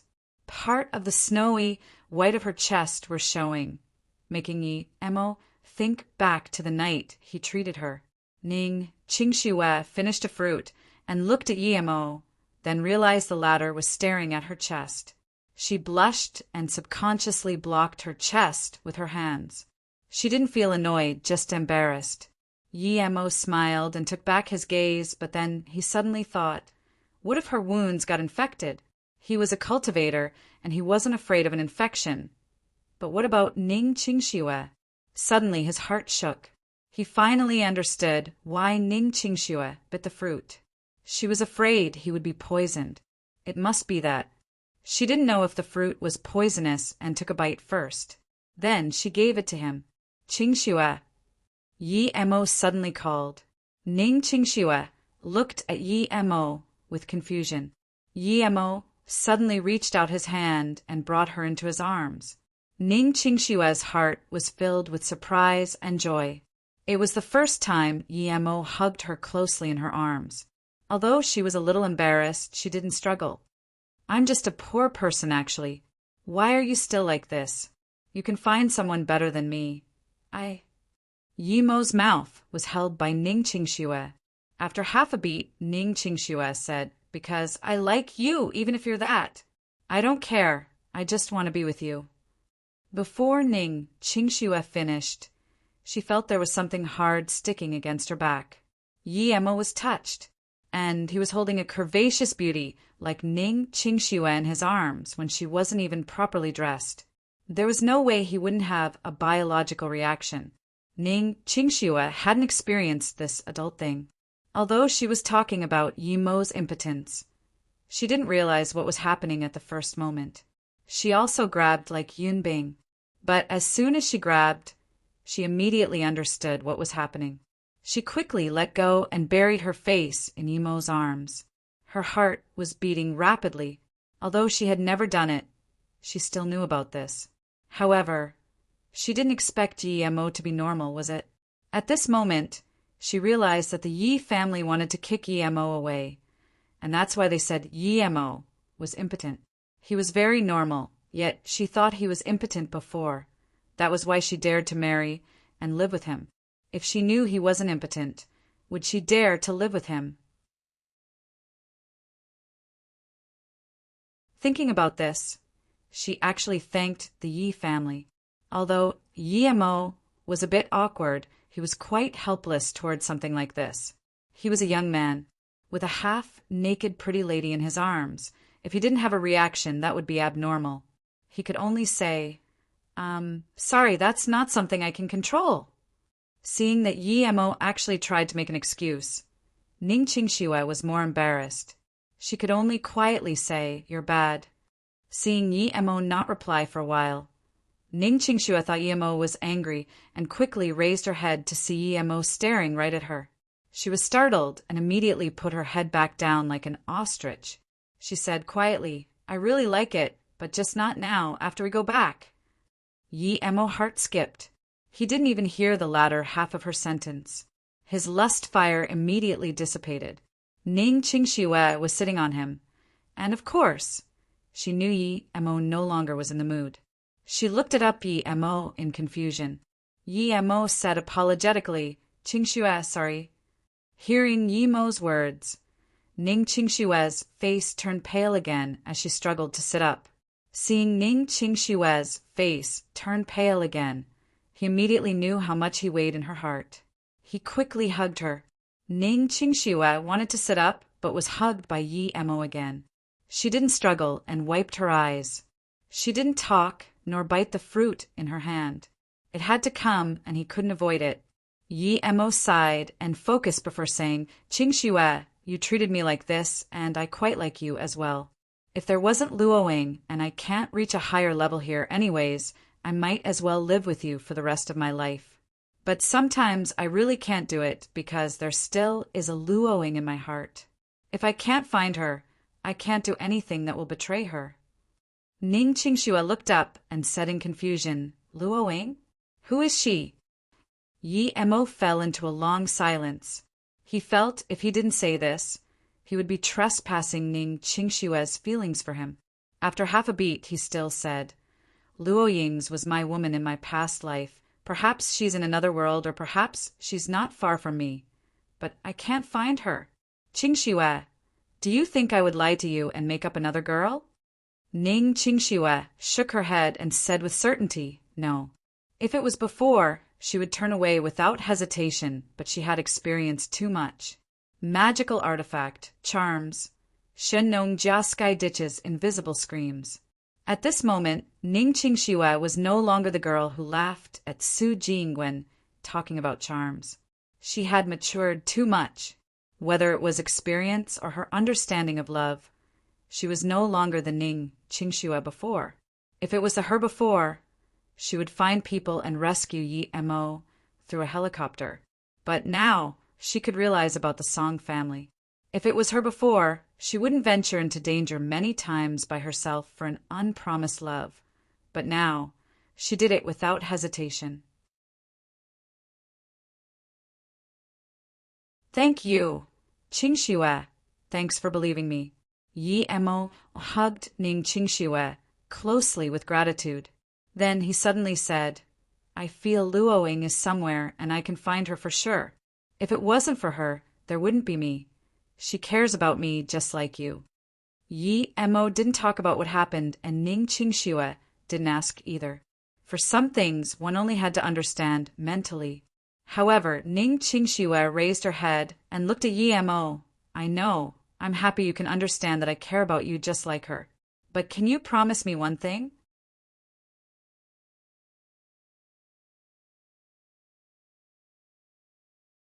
Chapter 204. Chapter 204. Yi Mo nodded and said, "Tell me, as long as it's something I can do." Ning Qingxue's eyes seemed lost for a second, as though thinking about something very distant. Yi Mo didn't rush her. After a while, she faintly said, "If you find Luoing one day, will you forget about me? Will you bring me to see her?" Yi Mo shook his head. "No. If the heavens really let me find her, perhaps we will never get the chance to go back to where we want. If you still want, I can bring you to see her?" Ning Qingxue lowered her head and said after a long while, "What if Sister Luoing don't want to see me?" Her voice seemed distant and lost. She didn't know whether what she did was right or wrong, or did she love someone who couldn't belong to her. So what if Luoing was willing to see her? Could Yi Mo have two wives at the same time? She suddenly felt she shouldn't have asked all that. Yi Mo did so much for her. Everything was good as long as he was fine, so why would she mind about other things? Why ask for that? Ning Qingxue felt she was making things hard for Yi Mo and wanted to talk about something else. But Yi Mo smiled and casually replied she will.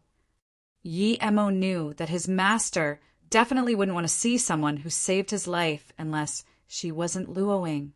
Ning Qingxue's heart shook. She will. These short 2 words harbored such trust and knowledge of each other. If one day someone asked about her to Yi Mo, would he say she will? Seeing that Ning Qingxue seemed a little lost, Yi Mo picked up another fruit and gave it to her. "Eat them. I will find a place to rest. When I recover, I will take you out." Ning Qingxue subconsciously took the fruit. Did she want to go out? She looked at Yi Mo, who was holding her, and had a sudden thought. It would be pretty good to stay with him here forever and not go out. But then she immediately shook her head. Such a thought was too selfish. Ning Qingxue just ate 3 and refused to eat more. Yi Mo could only finish the remaining 2. "Yi Mo, I have some rope outside. There's something cat-like that is very strong. I don't dare to go out." Ning Qingxue recovered some energy and saw that Yi Mo wanted to pick the rest of the fruit. She was afraid something would happen to him, so she immediately said, Yi-Emo shook his head. No need, I will think of a way. I'll rest first. The rest of the trees are too high, you shouldn't go up. Ning Qingxue nodded. She trusted Yi-Emo a lot. But if Yi-Emo still couldn't move, she would still try to get up. But now, if she fell down, perhaps she would be a burden to Yi-Emo even more. I'll teach you some Koju 1 and ways to use Qi. Try it. If you can't, 10 never mind. After having a thought, Yi-Emo still decided to teach cultivation technique to Ning Qingxue. If she didn't have a spiritual root, then never mind. If she did, she could cultivate. Hearing the things Yi-Emo taught her, Ning Qingxue thought, was this the things he was cultivating? And that charm, was it all due to this? But Ning Qingxue knew now wasn't the time to ask him. When Yi-Emo was recovered and he still wanted to discuss it, he would certainly tell her everything. Yi-Emo thought that once he recovered his spirit sense, there were plenty of things in his ring. He wouldn't even care about a few fruits. Ning Qingxue started to sit down and attempt the Koju Yi-Emo told her. Yi-Emo stood up and looked around, ensuring there was no danger here. This place might be the hive of that snake, so other small animals didn't dare to come. Yi-Emo also found a place near Ning Qingxue and started to run the qi inside his body. His dantian still felt pain, but it was much better than yesterday. Yi-Emo rejoiced. He didn't know if it was due to those fruits, but he quickly started to use his qi to recover his wounds. After a while, he felt his body feel lighter. The long-missed spirit sense returned to him. Yi-Emo resisted his joy and took out some pills from his ring and ate it. After that, his wounds started to heal in an extremely fast fashion, to the point that small scabs even started to disappear. After a while, Yi-Emo felt a fresh sense struck him. He was very happy, but he didn't dare to relax. After running a few more cultivation circuits, Yi-Emo released his breath and opened his eyes. He had reached the middle stage of stage 3 Qi gathering. It was rather astounding progress, being able to progress such a step in such a spirit Qi devoid world, despite it being a very small step. If he continued at this speed, perhaps he could reach foundation establishment before he died of old age. It seemed that it was due to the fruit, but Yi-Emo knew it was just a normal fruit, and it didn't have any spirit Qi on it. As such, he thought perhaps it was due to the potential he activated between life and death. Yi-Emo couldn't understand it, so he just didn't bother thinking more about it. At this moment, not only had his spirit sense fully recovered, but his qi also improved a lot. Yi-Emo stood up and looked at Ning Qingxue. He was astonished. She just started cultivating, but she already had qi revolving in her body. This meant that she successfully drew qi from the surrounding and started her cultivation circuits. He was only testing to see if she had spirit root by letting her cultivate, but the fact was, not only did she have spirit root, but it was countless times better than his. He looked at the sun. It had only been 5 hours at most, but she was almost reaching into qi gathering state. This was too absurd. Yi-Emo thought about the heaven spirit root he kicked. Was Ning Qingxue also the same? Thinking about this, Yi-Emo didn't dare to startle her, and carefully stayed away, setting up a tent and taking out a gas stove. He started to cook. Ning Qingxue felt as though she was floating in the clouds. She felt comfortable everywhere.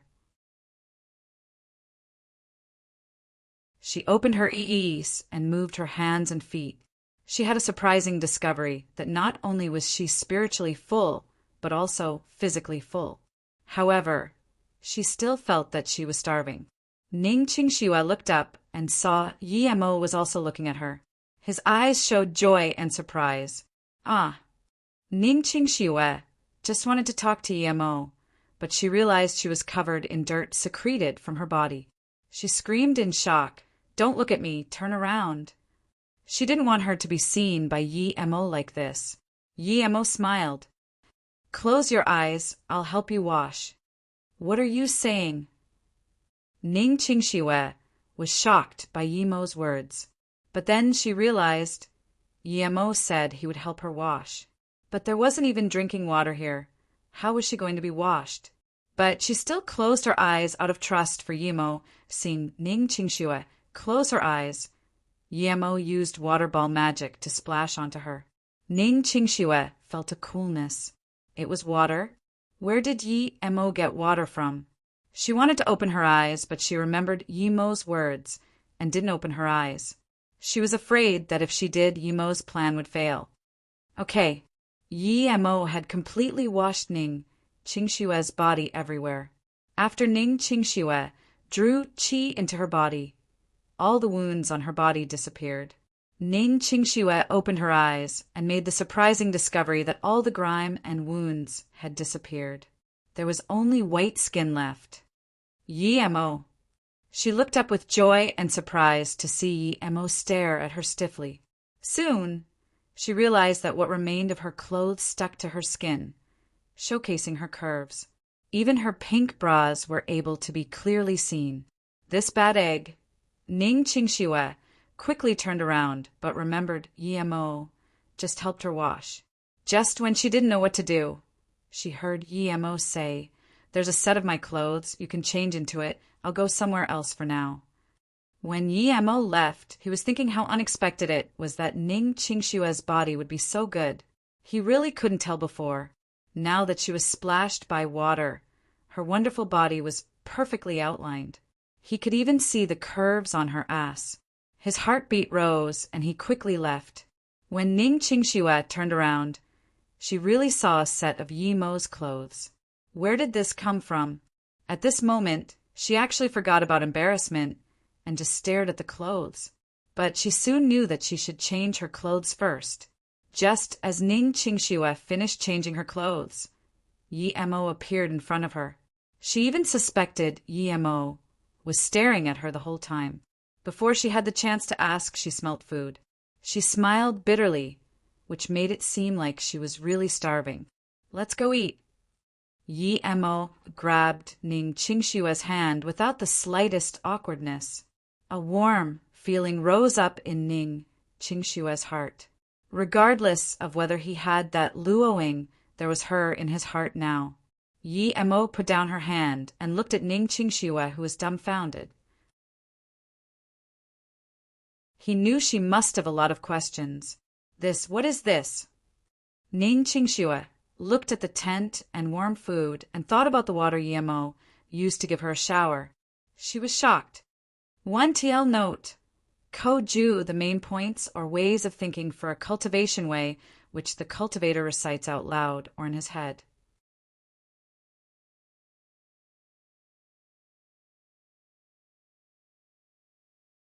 I don't know how to tell you now, but you will know in the future for sure, Yimo said awkwardly.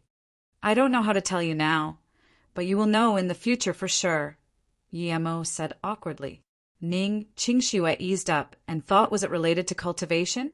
She didn't ask when Yimo didn't want to continue. Her curiosity wasn't big. After experiencing so many strange things, she had gotten used to it. After food, Yimo packed the things up and asked Ning Qingxue, "Do we leave now or tomorrow?" Ning Qingxue hesitated, but after seeing that Yimo was really asking for her opinion, she was quite happy and even felt staying here was not so bad. How about tomorrow at night? Ning Qingxue thought about how she went through the forest at night and still felt scared. She would rather not have that feeling again. Yimo nodded. Okay, let's go tomorrow morning. Then Yimo saw that Ning Qingxue still had a frightened expression. He hesitated before asking, "How did you know I fell off the cliff? And when you came, were you scared?" Ning Qingxue nodded. "I was quite scared these few days, but after you taught me how to cultivate, I no longer have that feeling." "Give me your hand," Yimo said as he reached out his hand to Ning Qingxue. Ning Qingxue nodded, walked in front of Yimo and gave him her hand. Yimo grabbed her hand and felt the sense of fear, but it was gradually disappearing. Yimo dispelled the remaining yin qi before gasping a sigh of relief.